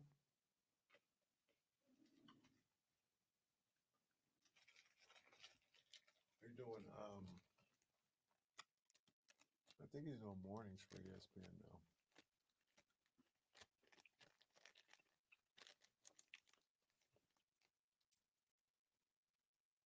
Who is? The dude that was just on the screen? I think he's on Chris Canty. Yeah. He's on 95.7. Wow. I think we're the best thing about ESPN radio now. Yeah. We definitely are. Shout out to Freddie Coleman though. I think he's like He got promoted a bit. He got a better slot. Yeah. He'll be Oh on my when God! we're on. Really? He'll be on when we're on. Wow. Shout out to him. He's been doing it for a long time. I feel like he's been in that night slot forever. Yeah. They finally gave him a chance to. He's the best one too out of that lineup the last few years. Yeah, Freddie's a pro. I've worked out with Freddie at the YMCA before. Where was Drew Down's original post? Because I don't think you saw this. Drew Down. Probably saw it on social. I'll ask you when we get back, though, which is right now.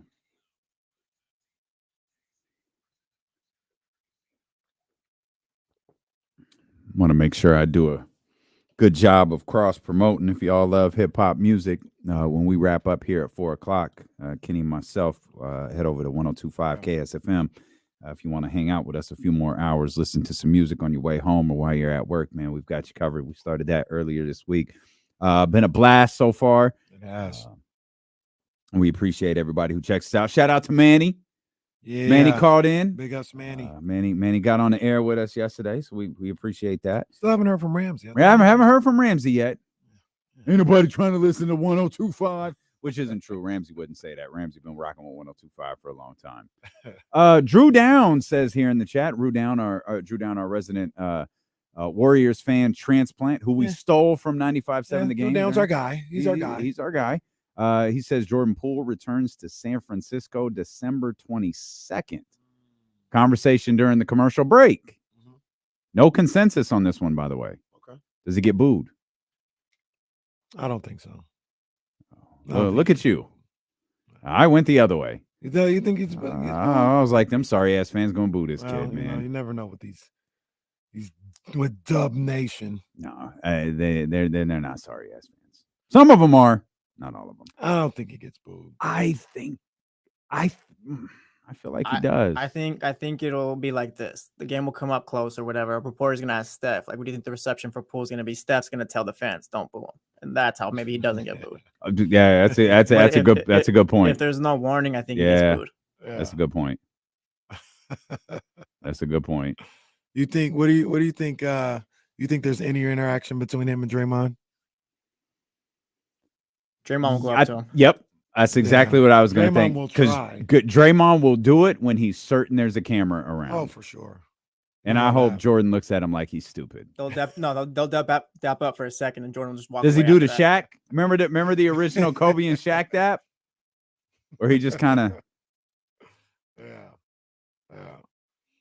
Let's go. Till MLK Day comes around, and then Jordan going to be stretching, and Draymond's going to come over to him and say sorry.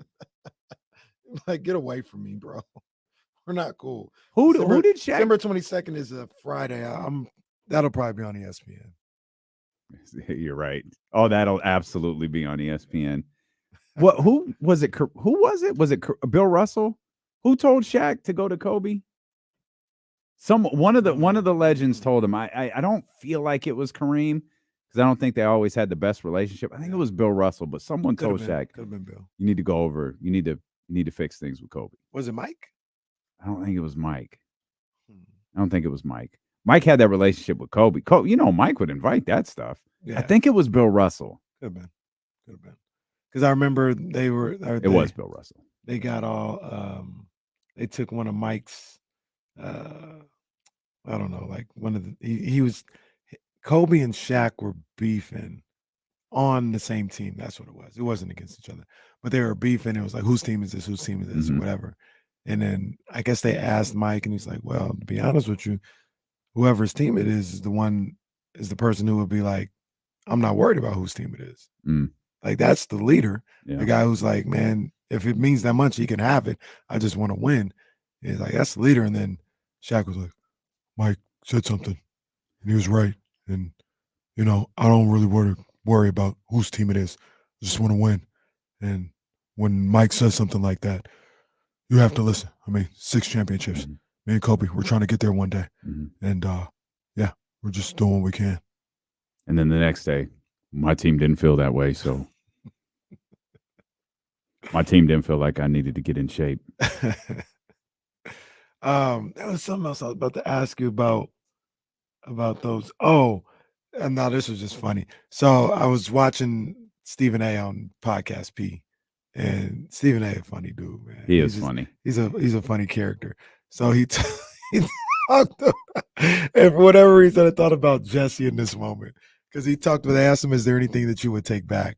And he said, "You know, me and Glenn Robinson, Big Dog Robinson, like I would have took that back because it went somewhere that it didn't have to go. I'll tell you right now, it was at a place where if we were in the same place, somebody was getting murdered." Jesus Christ. Now, wait a minute. Why did you think of Jesse? Yeah. No, so look, so it keeps going. So he goes, somebody was getting murdered. And he goes, it really changed for me. It really changed when his son came into the NBA. And I remember I was doing the game. This is Stephen A. impression, by the way. I was doing the game, and I saw his son in the hallway, and we were crossing paths, and he kind of put his head down, not as if like he was nervous, not as if I was going to do something to him, but more so if like because of his father, would I have a problem with him? And I said, hold on, this is too far. I went up to him. I spoke to him. I said, young man, you don't have to worry about me. And tell your dad I'm going to talk to him, and we're going to get this right on the same page. And ever since then, we've been good. And I thought about Jesse because I could see Jesse say, sir, he didn't even know who you were. He didn't even know who you were. Stephen A doing a lot. Glenn Robinson, little dog, probably had no idea any of that was going on. There are things that I like about Stephen A. Yeah. He's a storyteller. Oh, though. he's a storyteller. He's telling a story. Whether it's true or not doesn't really matter. Little dog was like, who are you again? Mm-hmm. Sir, have we met? And can you please take your arm off my shoulder? Oh man. Hey, shout out Jazzy 510. You know, she gets the preview of all the impressions. You do work these out? It's just, like, we were sitting there and talking, and I don't know how to do the Stephen A talking impression. Just it's the way he talks. So he goes, when I was talking with AI, I said, hold on, let me tell you this. Don't come around me with all that. Don't come around over here, because I'm not backing down. I'll tell you that right now. But when it's Allen Iverson, I think I only know I had first to get take. myself in a space where I said, you know what? I was wrong. Okay. I was wrong. I only know the first take where I gotta apologize to this brother De'Aaron Fox, where he fluctuates in his voice. That boy De'Aaron Fox is a bad man. I didn't know. I owe that brother De'Aaron Fox an apology. That's the only way I could do Stephen A. is just like go up and down, and like when his normal voice, I'm just talking like this. This is what I do when I talk. But when he's like, most people get animated. Yeah. That's it. But when he's like really driving home a point, that's when he lowers his voice. He starts talking like Jake the Snake used to cut promos. Jake the Snake cut this wild promo one time where he was talking like this the entire time. And his back is facing the camera. And he's talking like this.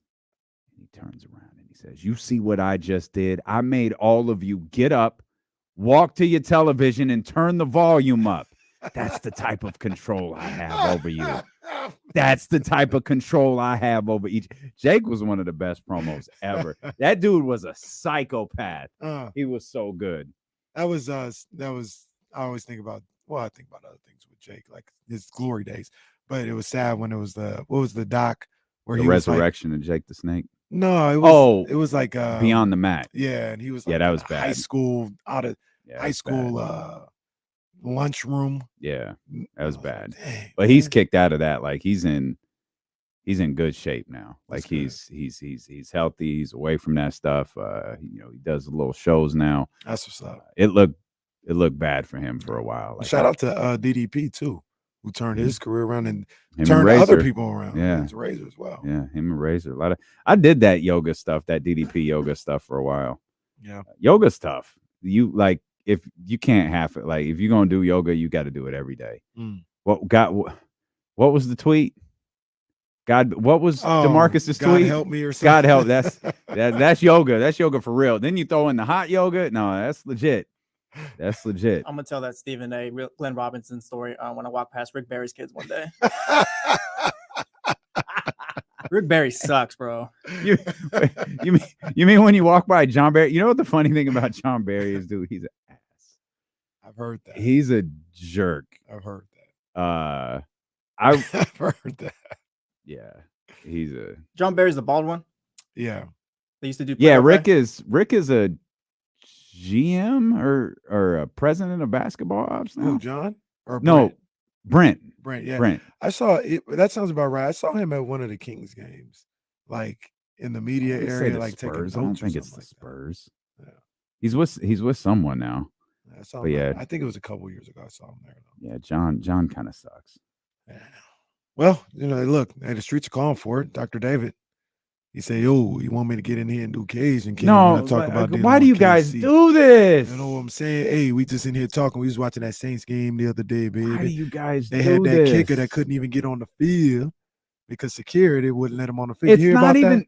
You hear about that? The security wouldn't let the kicker on the field. It's not even the impressions. Is that you just do them for so long? What does Chris Broussard think of Harden and Daryl Morey? You're a jerk for doing that.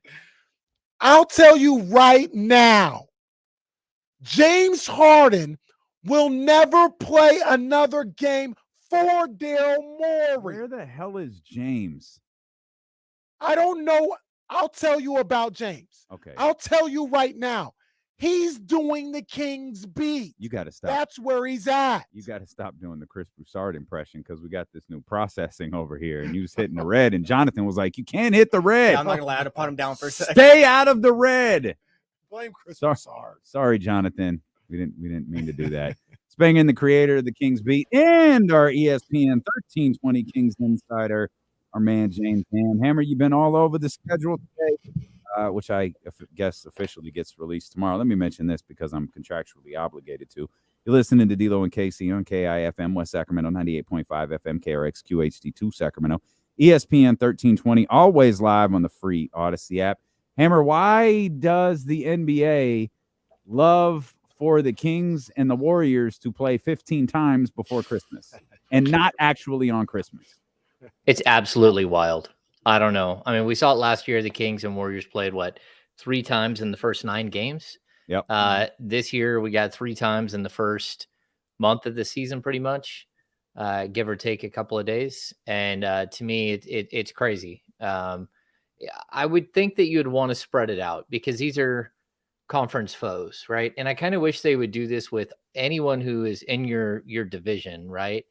Break it up so you play – like once a month or, whatever it might work out to be. If you don't have to do a bunch of back-to-backs and stuff like that, I don't get it because it's a bad sample size. Like I would like to see the Kings face the Clippers in October, November, in December, in January, in March, in April, mix it up so you actually get a better feel for the teams as they sort of, develop throughout a season.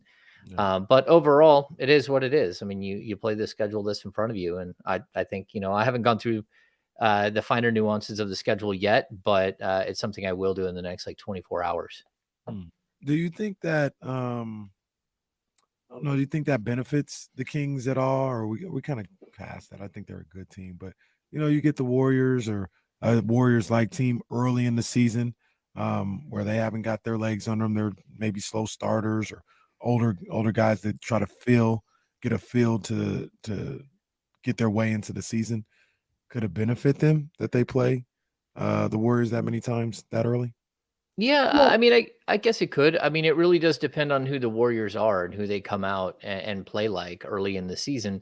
I think the Kings have an advantage over a lot of teams because, like, look, they are running it back. Like in their rotation, there might be like 1.5 players that didn't play for this team at the end of last season, and so that's a big deal. Like this team should have continuity. They should have an understanding of who should be where at what point and what rotations will look like and all that stuff. Where some of these other teams, I mean, you're throwing Chris Paul into the mix. We have no idea what Chris Paul is going to look like on the Golden State Warriors. All I can tell you is that team looks really slow and methodical, especially when they backed him up to Corey Joseph. Like this is a very veteran team that should know how to play together. But, I think it does. Like they might be a better team in March and April like they were last year than they were early in the season. You're a professional, James. You don't often get caught up in the fan hoopla stuff, but is there a particular game you're looking forward to, or maybe a player? Like I texted you earlier about the Spurs game. I'm looking forward to seeing Victor Wembanyama in person for the first time. Is there anything like that you're looking forward to this year? Yeah, I think I want to see Wembanyama. I also think I want to see Paolo Banchero in year 2. Against Keegan Murray, because I think that's going to be a good battle for the next, decade in the NBA. I want to see the Kings and Lakers because I really do think the Kings have an opportunity early in the season to put their foot down and say, look, we won the Pacific last year and we're going to be a team that's competing again. Outside of that, I don't know. I mean, Scoot Henderson is going to be fun to watch, and I always like seeing the up and coming young guys roll through town, especially the first time where you kind of get to see them in person and live and see their athleticism. So that's a big one. I also all of the games against OKC, I think the Kings and OKC have had really strong battles over the last couple of years. Like that's a team that has a never say die mentality, and now they've got enough talent to actually compete. So that's a team I'd like to see. And then I think opening night is always special. Opening night, they're going to open at the Delta Center, which it's now the Delta Center again in Utah. So that's cool. And then you come back a couple of days later, you play the Golden State Warriors at home. You play the Los Angeles Lakers at home. Like the first 3 games of the schedule, we should have a good feel about how this team looked at last season and looked at the beginning of last season, and whether or not they made the required changes and adjustments to make sure they get off to a good start this year. Yeah, I like all those matchups that you talked about. Seeing those guys, I want to see like Houston. I want to see what they're looking like with the young guys mixed with Dylan Brooks and Fred VanVleet and Ime Udoka as well. So there's some different ones, but obviously the Warriors is the one. What does it say anything to you about the potential rivalry or the way the NBA looks at the Kings? Where no, they didn't put them on Christmas, but they made sure the first 2 times maybe they play another time, but 2 of the early times they played this year, they're having it on national TV on ESPN. Yeah, I think it says a lot. I think everybody wants to see that series. You brought up the Rockets too. From what I know, game like 5 and 6 of the season are the Rockets, or game 6 and 7. So the Kings will play. Maybe. Yeah, they'll play at Golden State, then they'll fly to Houston, and they'll play 2 games in 3 nights against the Rockets, then come back for Portland and OKC. And I'll say that too. Like last year, wasn't that the baby? Yeah, they played rain. They played 2 game sets against Houston last year. Yeah, okay. Yeah. Houston's one of those teams where it's right in the middle. So once you get all the way, if you're a West Coast team, once you get there, you kind of want to wrap it up, like play as many as you can in that area. They used to do like sort of like a 5 game. You have Dallas, you have San Antonio. You've got the Rockets, you got the Pelicans, and you've got the Thunder all right there in that. And so you can kind of go to that area of the country and like play a bunch of games in a row and not have to travel all that far.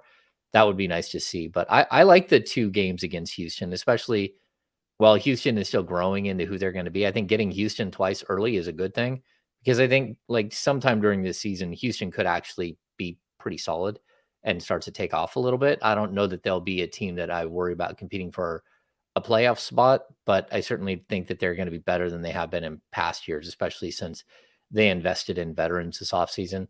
So I think that's pretty cool. But like looking at the schedule, there's a lot of winnable games early on. Like you need to get off, if you're the Kings and you want to compete for a high level playoff spot, you need to get off to a fast start.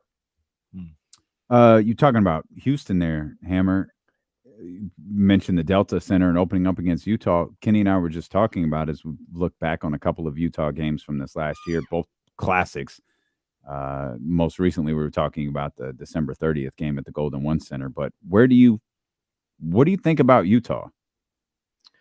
Yeah, Utah is confusing. I mean, I think they're confusing themselves too. They have an opportunity to be good, right? Because they were good last year before they decided to kind of pull the plug on the season. But again, they brought in a major piece in John Collins. They're going to have some adjustments. Like that's going to be a tough team. You don't walk in there and think you're just going to roll over the Utah Jazz. It's always a rough place to play. But I'll say this: it's something that I usually look for. Usually, the NBA kills the Kings and they have them play in Utah one night, and then fly home or fly somewhere else for a back-to-back. And that's not the case because they're opening in Utah and then they have a day off and then they play Golden State. I think that's a good thing too, because that's one of the worst travel cities to get in and out of. And it's a trip that like takes your legs out because you play at elevation and then you come back down the hill and you got to play the next night. It's usually pretty rough. So I like Utah. I think that they're probably a team that I would put at the back end of the playoffs to play in, maybe a little bit better than a play-in team this season. But I don't know that I'm fully bought in on the Jazz. I only went to Utah's airport one time, and it looked like 1993. It's like they haven't done any. Yeah, Utah hasn't left. Yeah. They're still in 1993. I've been to Utah, still 1993 there. Yeah, we've talked about this. Like the flight into Utah is sketchy because it's way up high and then it's like kind of in a little valley, and your descent is very quick to get into Utah. It's one of my least favorite places to fly into. Is Utah a hub? What I feel like Denver's a hub. Denver, Houston. Yeah. Okay. Yeah. But Utah is not a hub. No. Right? Okay. I don't know why I've flown through Salt Lake City so many times. There was a long time where it was very difficult for beat writers to get to and from Sacramento from Utah or to Utah from Sacramento. Interesting. Yep.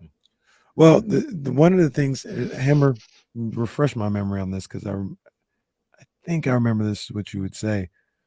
The Kings possibly getting a lot of home games at the end of the season is also a bit of a sign of respect, right? Because I think it wasn't a theory, it was just kind of what you noticed with your time being in the league, is the bad teams usually have like bad road trips towards the end of the season. And it seems like nothing's official yet, but it seems like the Kings might have avoided that this year. Yeah, I mean, I think they're right around like they're 50-50 split in the month of April. But I will tell you that most of their TV games, their big time TV games, are in the last 2 months of the season, and that it's something I'll point out. Like they have a whole bunch of games in December, especially at home, which is typical for them. I don't know why they always have a bunch of home games in December, but none of their nationally televised games are in December. Which I think is very strange. And then when we start seeing more and more in January and February, but we get to March and April, like I have them at like 3 or 4 games in April that are nationally televised, and that's substantial. And so, yeah, I mean, I think I'll point to make sure fans understand that if you're not good or the team you're not good, the team you're playing is not good in March and April, there's a good chance you could lose those nationally televised games, just because that's the way the league goes. But I don't see any like highly questionable ones like what we saw last year. So the Kings won like major ESPN game, right? Was against the Houston I think. Rockets. Yeah. But in January when Houston was no good and everyone knew they were no good and you lost your game. Well, I got the Kings playing Golden State twice, Lakers, Spurs, Suns, Clippers, Lakers again, Mavs, Clippers again, Pelicans, and Suns. So like there's a good shot you're going to get to see a lot of those. And then like my first initial count is 10 nationally televised games, and I think it's 5 TNT, 4 ESPN, and only 1 NBA TV. So that's a high sign of respect. But there's a hidden 11th game, which I'm not seeing on some of the scheduling stuff that I've seen. It's an Easter egg.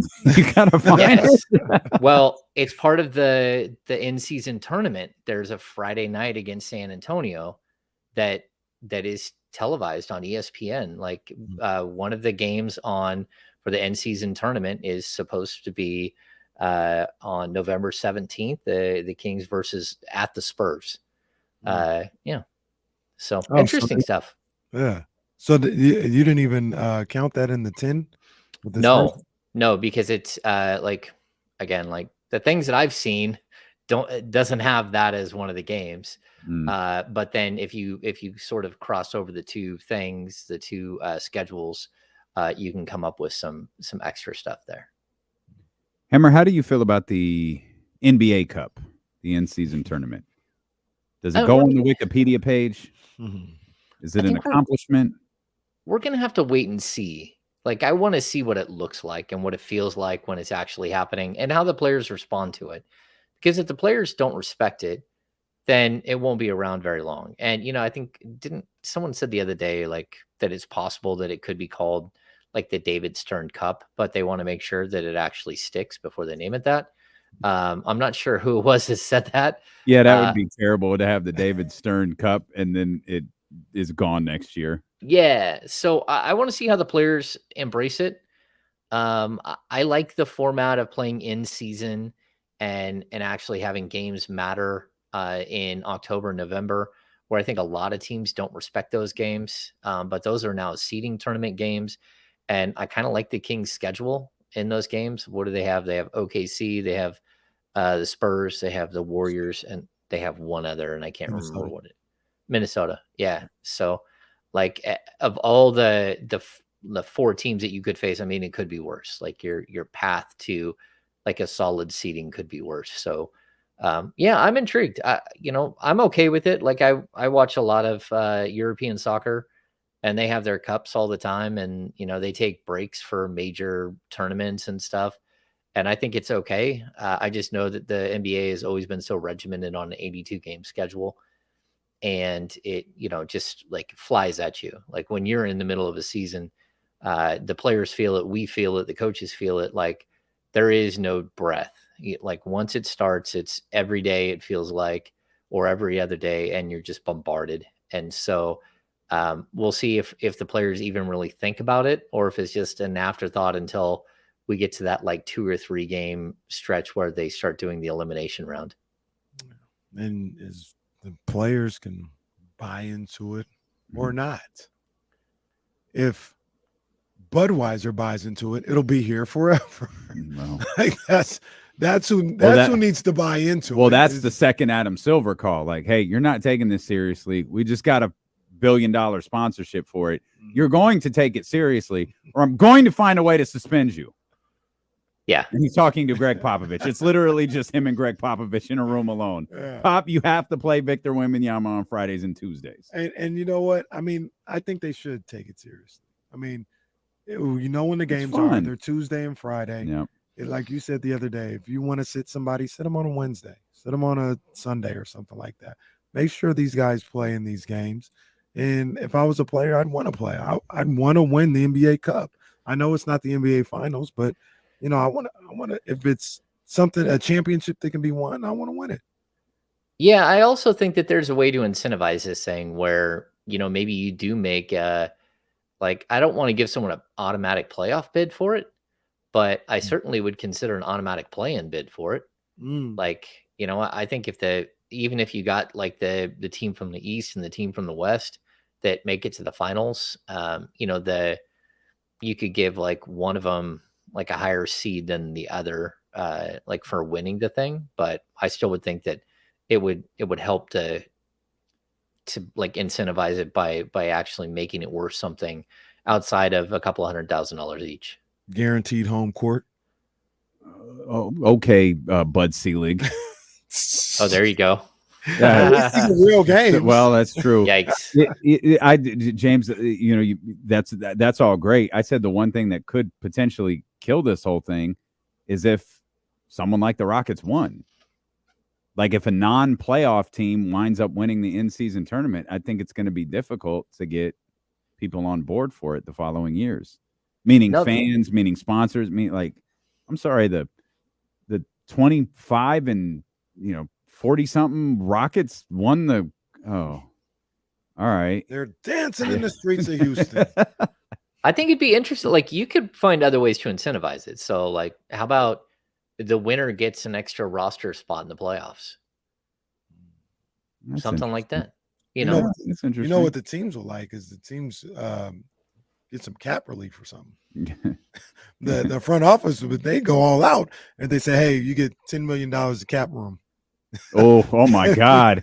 Okay. Oh my God. Okay, but what if they made like an exception? So this is a good idea, Kenny, because what if you made like yeah, what if you made it the cup, like the cup exception, and maybe you did give a $10 million, like what it amounted to like a trade or a player like you could sign like an exception in the middle of the season and make it really universal, almost like a wild card where if you needed to throw into a trade, it doesn't have all of the other barriers that like a trade exception would have. I don't know that. I got it. Loser gets James Harden. Oh, you talk about trying. You talk about going all out. No, nobody want loser gets James Harden. Everybody playing hard. Is that the toilet bowl though? The loser of the overall tournament? Yeah. No, I mean that's what we do in our league and our fantasy football league. If you are the loser of the toilet bowl, we have a secondary bracket. If you don't make the playoffs, you enter the toilet bowl, and if you keep losing in the toilet bowl, you get to the end, and then you got to bring all the drinks next year. Yeah. Side note: did you guys see what the Giants announcers did for was that the bat? Yeah. The bat boy. That was pretty funny. Had to be the bat boy. That was pretty funny. That was good. That's a good bet. That's good that stuff. Was some good stuff. Did you guys see the stand up like what is it in the park home run today? Oh, that was crazy. I did see that. I missed it. That was one of the crazier inside the parks you'll see. It hit the brick wall, flew straight sideways, hit off the top of the wall, and then flew down the warning track and just rolled away from the outfielders. Yeah. And I was waiting, like someone needs to make the the flash guy that always races the people around. They need that because I mean the dude didn't even have to slide home plate. He was safe by a good 50 feet. It hit the brick wall in right field and ended up in left center field. Oh yeah. Oh God, this was in the Giants game. Yeah. Oh no. You see what I mean? If you had that dude in the race suit that always races a fan, it would be spectacular. That would be this is incredible. That's a crazy bounce. Yeah. He was just running the bases. He's just not even a speed demon. He doesn't even look fast. He crosses home plate with a heavy foot. You're like, man, that one hurt getting all the way around around the bases. I've had like 2 or 3 really good inside the park homers there. Obviously, Angel Pagan. That's a bizarre one. That was a classic. But Ichiro hit one in the All-Star game. I remember that was a classic. Good old Ichiro. Oh my Ichiro. gosh, this is such a bizarre play. The center fielder just falls. It goes think by him at 90 miles per hour. They don't teach you this at Little League camp. This is a tough one. That stuff happens in Little League camp. It also happens in I've hit inside the park home runs in slow pitch softball. But yeah, that's a crazy one. You got it. Ramsey would say that happens at Oracle Park. That's the Jordan Bird commercial from the '92 Olympics. Yeah. Off the wall, off the top of the wall, down past the center fielder. Nothing but net. Home run. Yeah. Home Home run. Nothing but net. Yeah. Who'd they recreate that with? Was it Dwight and somebody? Huh. It was McDonald's. It was still McDonald's, but I think they recreated it with Dwight because Dwight was with McDonald's. Sounds like Dwight. Part of me wants to say it was Candace, but I don't remember if it was Candace or another Sounds like NBA that'd be player. right. No, I'm gonna have to. Oh, look it up. Look it up. All of this is fun, James. It means we're getting closer to the season. The schedule release, the playing to make it an event. Like, I get it. In the end, does any of this really matter? If you got a good basketball team, does any of this matter? Well, I'll tell you, there are bad schedules. Like, that's something like we've talked about in the past. Like, bad teams get bad schedules. And while you play 82 games and everyone plays the same people and everyone in your conference you play, everyone in your division you play 4 times, everyone in your conference you play at least 3 times, and everyone in the opposing conference you only play twice. That doesn't mean that all schedules were created equal. So, like, I remember walking into the locker room and Zebo just like sits down in his chair and he's like, what is with this schedule? And I think what he learned very quickly is that when you're in Memphis and sort of the middle of the country, it's a lot easier to hop to one edge to the other or up or down, as opposed to having to fly all the way across. And, West Coast teams spend more time on the road than anyone.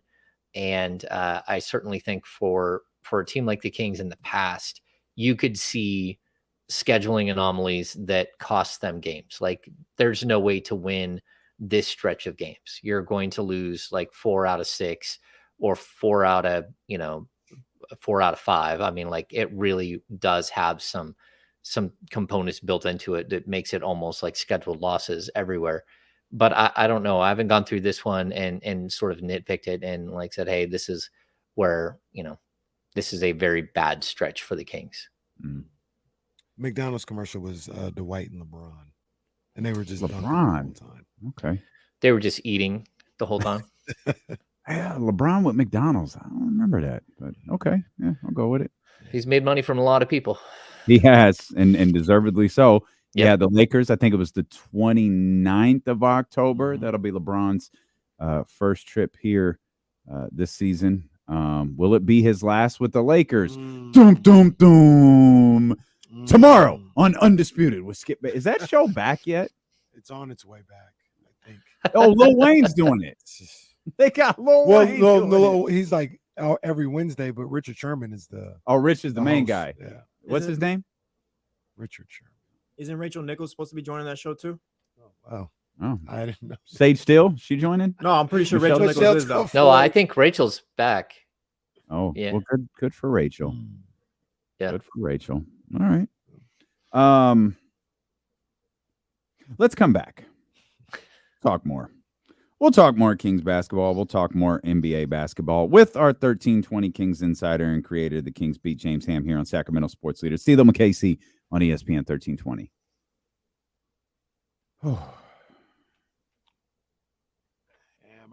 What's up, James? Oh my goodness. I think they got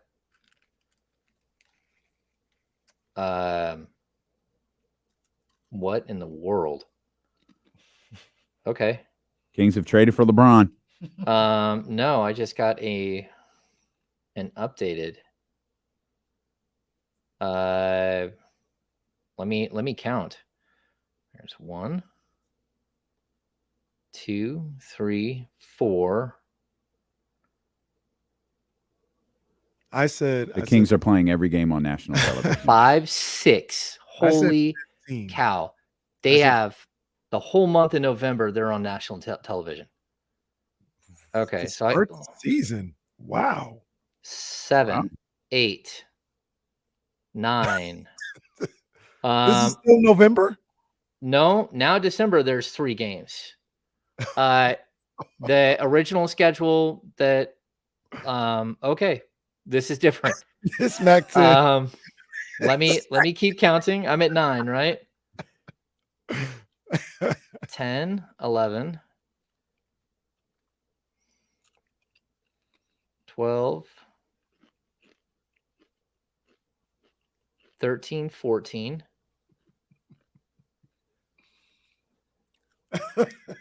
15, 16, 17, 18. James, you stop it. 19, 20, 21, 22. James, what are you counting? No, that's cap. That's cap. What are you counting right That's now? cap. 22 No way. what?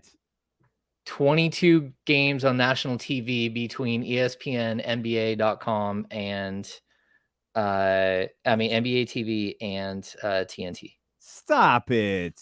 I'm just telling you that's what I'm seeing. Because the first one that I looked at had one NBA TV game. That's not the case That's not the case any longer. That actually makes a little more sense. I could see them being on NBA TV a lot. How many more NBA TV games did they add? Can you see? Well, yeah, I'll have to add them up because they're not. Holy cow. Look, maybe they still have 9 national TV games. All of those are NBA TV games. NBA TV games. No. The They now NBA have- TV games are nuts. They now have already 13 counted NBA TV games. 5, 6.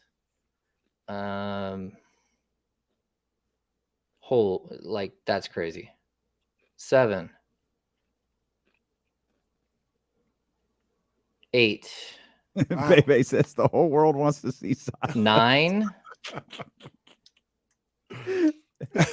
10, 11 NBA TV games. Damn. They just forgot to put the other one next to it. What in the world 11 just happened? So you have the 9 and the 11. So 2 more were added somewhere else to TNT and ESPN, right? Well, James had said he didn't. Well, it was 10 and 11. He said he didn't have the Spurs game before. Yep. That's one, and there's another one. In Oh, there's the floating one. Yes. Or whatever it was. Yeah. Okay. All right. Well, there's What in the world? What in the world? I did not expect this type of schedule. There's a week in November. Wait till the third one comes in. They're all home games. Every game is at the Golden One Center. There's a week in November. NBA TV on Monday against Cleveland. ESPN on Wednesday against the Lakers. ESPN on Friday against the Spurs. And I believe that Lakers game. Nope, both of those were there before. That is lit. I see you, Jesse, with the little set mode reminder in there. I see you. I know what that means now. I didn't used to know what that means, but now I do. What in the I know. world? I know what it means now. Damien knows how to run a board now. We're all set. Fingers crossed, buddy. That's crazy, Hammer. Well, that's what we'll come back with. This is some high drama. It is some high drama. High drama ahead of the schedule release. Oh, that is a beautiful backdrop for her. I'm just going to count again while we're here. Keep counting, James. We're coming back.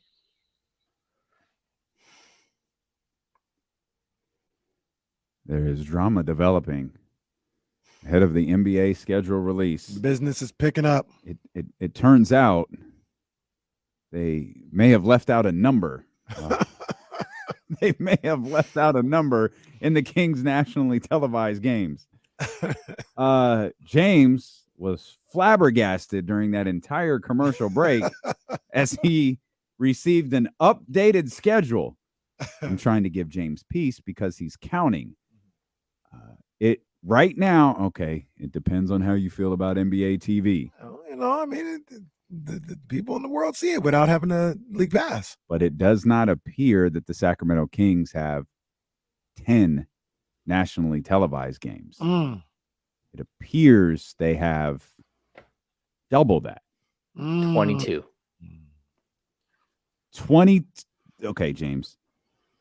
The Sacramento Kings. Now, this is for. By the way, for those on the radio, this isn't. We're not trying to be funny. This isn't a joke. This isn't a bit. James, this is not. I know it's hard to tell with us sometimes. This is not a bit. James just. Have you seen heart condition? James just received an updated schedule, and James was going over this thing, and he was just like, oh my God. And he kept getting like louder and more animated. And right now, the day started with 10 national television games for the Sacramento Kings. And you have that number at what now? 22. 22 nationally televised games for the Sacramento Kings. Yeah. So the way when I looked at the schedule, the first thing that I saw had 5 TNT games, 4 ESPN games, and 1 NBA TV game. That schedule was missing the one that we know is an ESPN game against the San Antonio Spurs as part of the in-season tournament. So there should have been 5 ESPN and 5 TNT. Okay. There are now an additional 10 NBA TV games on an updated schedule that I have seen. And yeah, I don't know what to say. That to me, and then there's one extra game that I did not have before, like a TNT or something. Oh, So because so if there's 10 more NBA TV games, that still leaves 2. Well, no, if there's 10 more, that puts the NBA TV number at 11. Yep. Oh, because so that leaves one. That leaves the one that James was referring. Because that here I go with math again. That puts us at a total of 21 plus the one that James had. Like we don't know what it is. I don't know which game it is, but now, I'd have to go through. And I think you were saying there was a week in November where every game is on national television, counting NBA TV. Monday, Wednesday, Friday. First game is the Cleveland Cavaliers against, it's on NBA TV. The other 2 are on ESPN against the Lakers and Spurs. That's dope. Let's go, baby. Come on, man. Come on, That's man. really dope, man.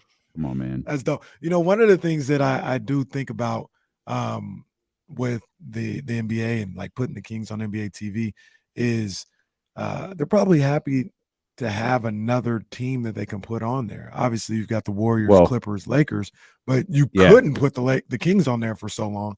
Now they can justify, hey, this 7:30 game, because they like to do doubleheaders and stuff like that. Yeah, I was going to say, I think you left out a part, another team out west. That's what I meant. Yeah, exactly. So they saw that opportunity. They hopped on it.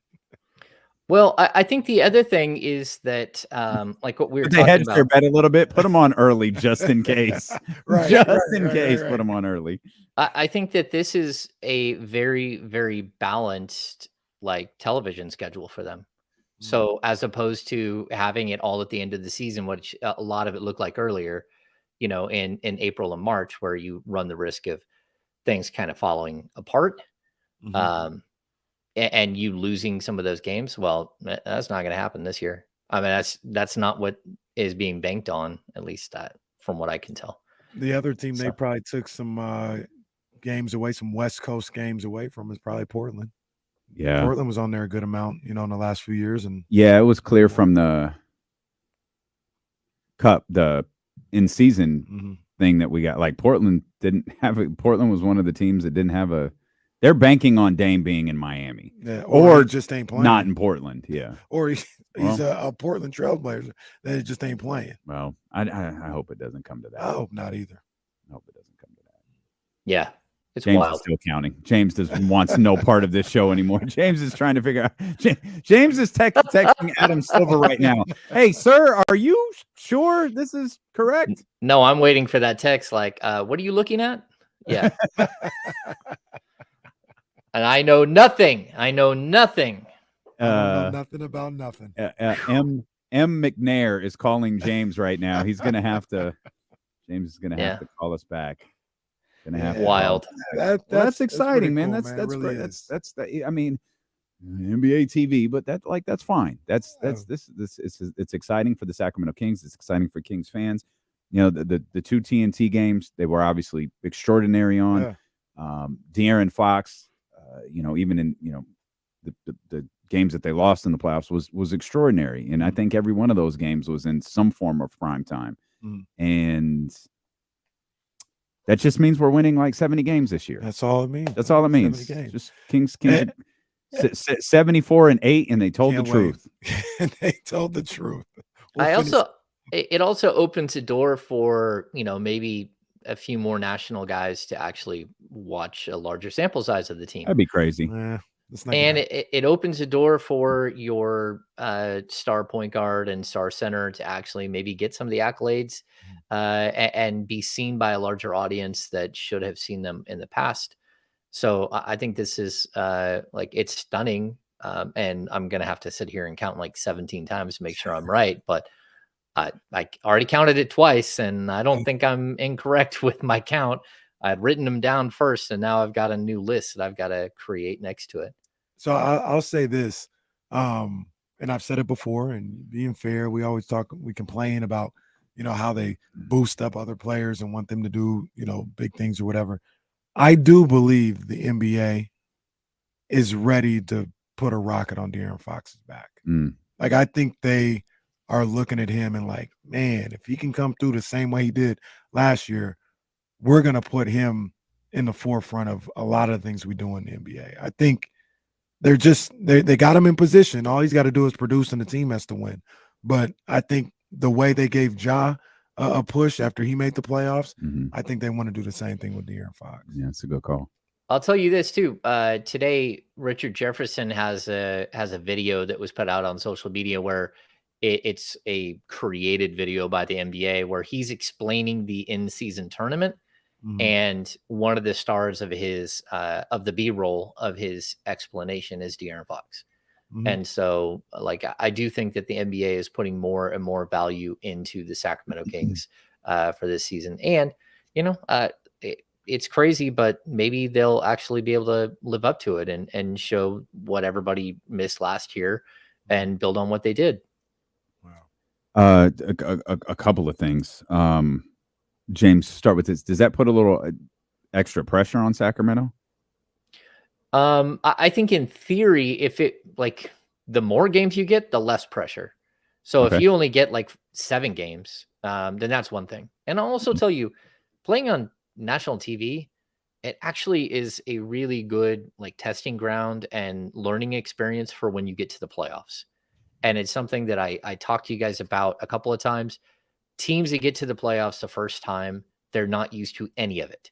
And that includes these super long television breaks and all of this weird stuff that comes with being part of a national audience. And if you get 20-something games to go out there and get used to it, that actually it's a very good thing for the Sacramento Kings. Damn lights. One more quick follow-up, because it's about what you guys were just talking about, De'Aaron, and something you said, Casey, got my attention when you were talking about the NBA and NBA TV. Probably thrilled to have another team on the West Coast, and we're talking about kind of strapping the rocket ship to De'Aaron Fox. Well, look across the West Coast. Portland is done, right? You have the 2 Los Angeles teams who are kind of aging. You lose LeBron James, the Lakers are going to be a little bit different. Of course, the Lakers are always going to be a team that's regularly on national television. The Clippers aren't. The Clippers are in very much a they've got to do something year. You've got extensions due for Paul George. You've got extensions due for Kawhi Leonard.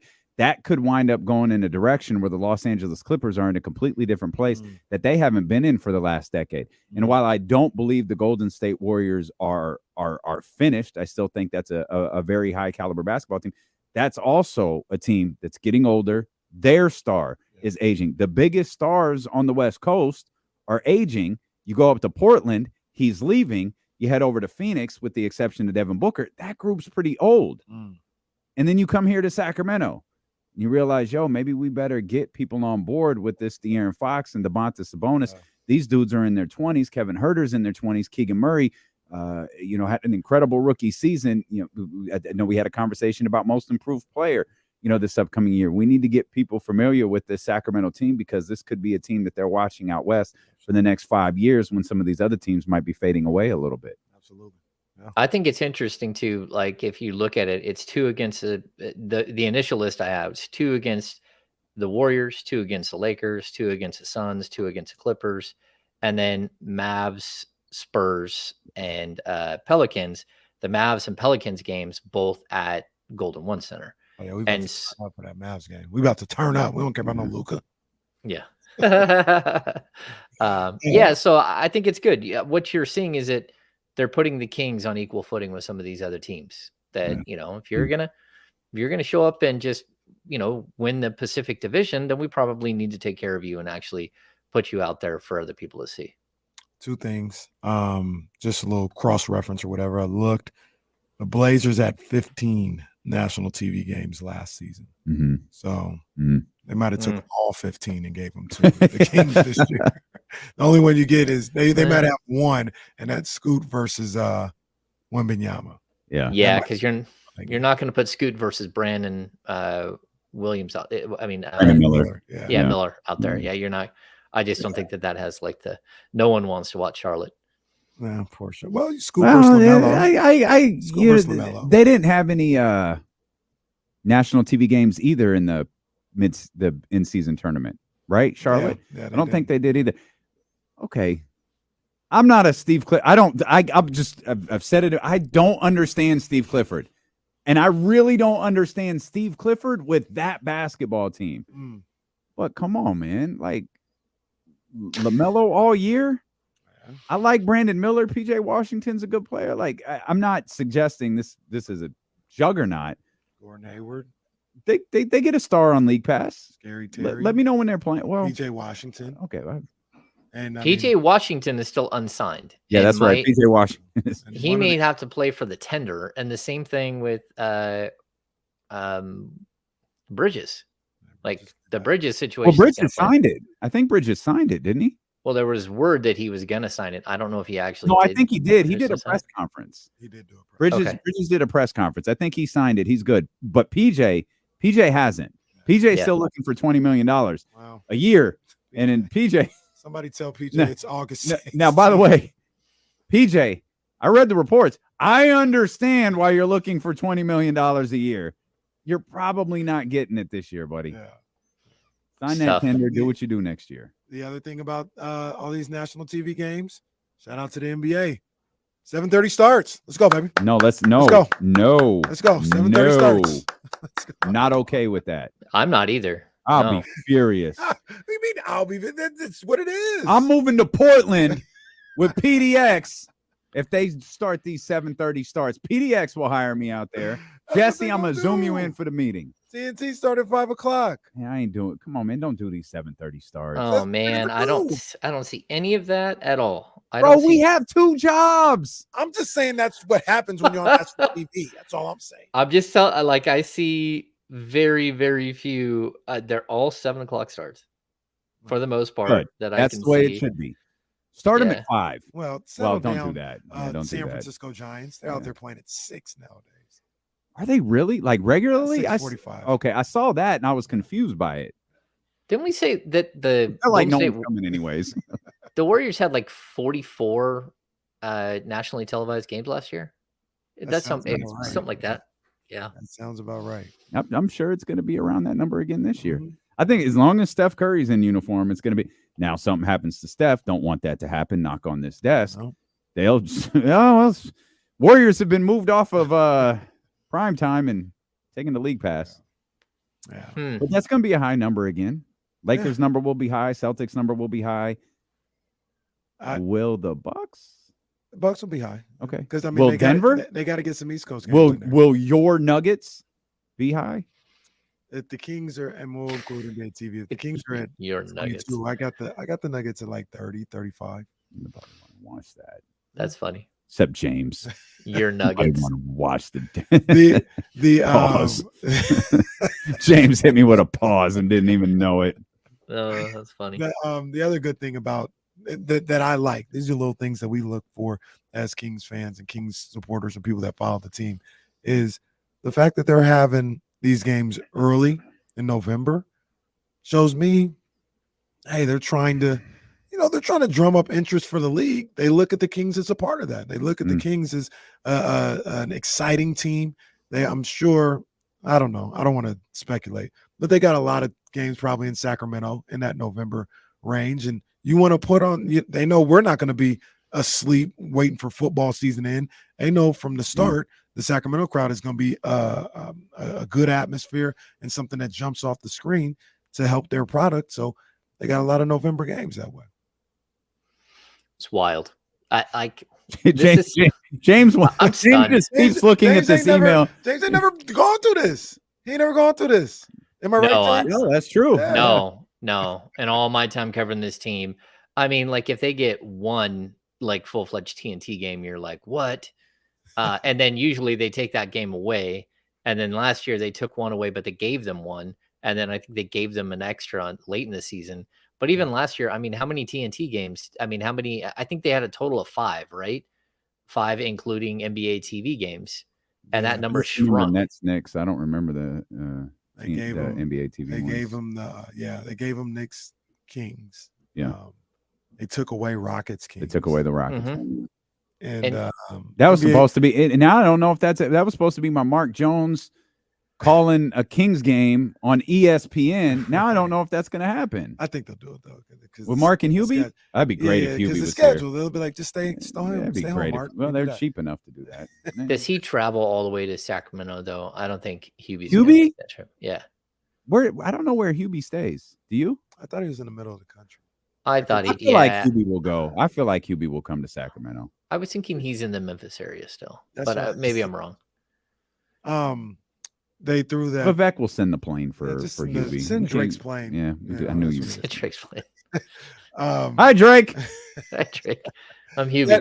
The reason why I say that is, didn't they use Drake's plane one time? Yes, They did. once. Like you bring it up like it's just parked at the Sacramento Executive Drake's Airport. plane. They literally used it once. That was for India. Wasn't it?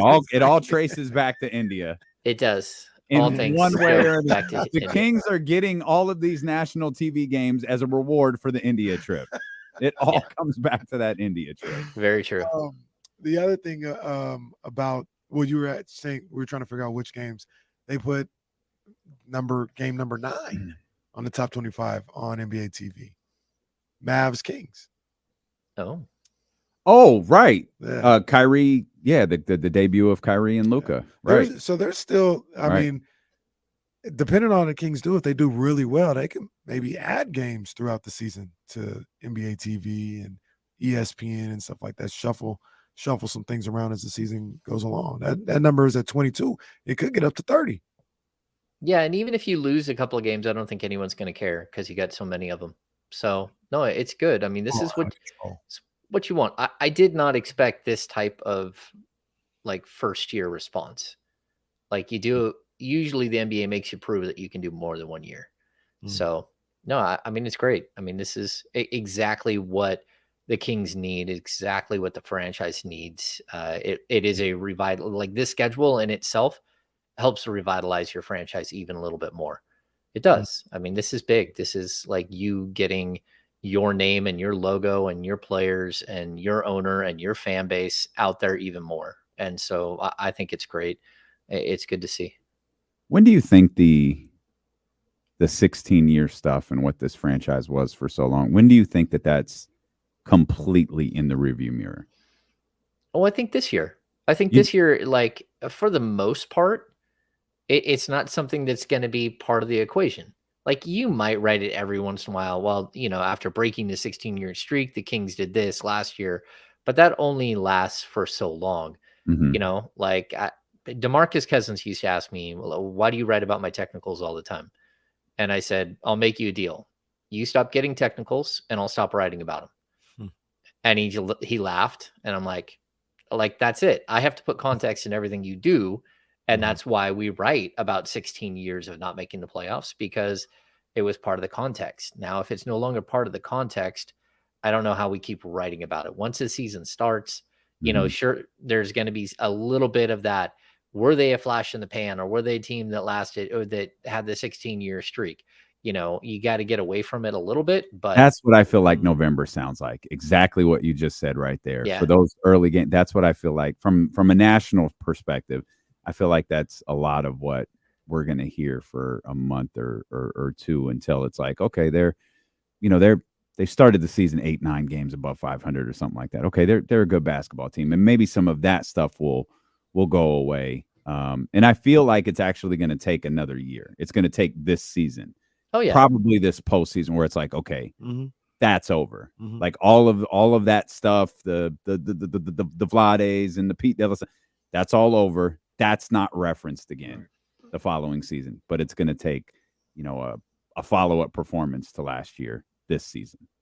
I agree. I think that's what all you got to prove it.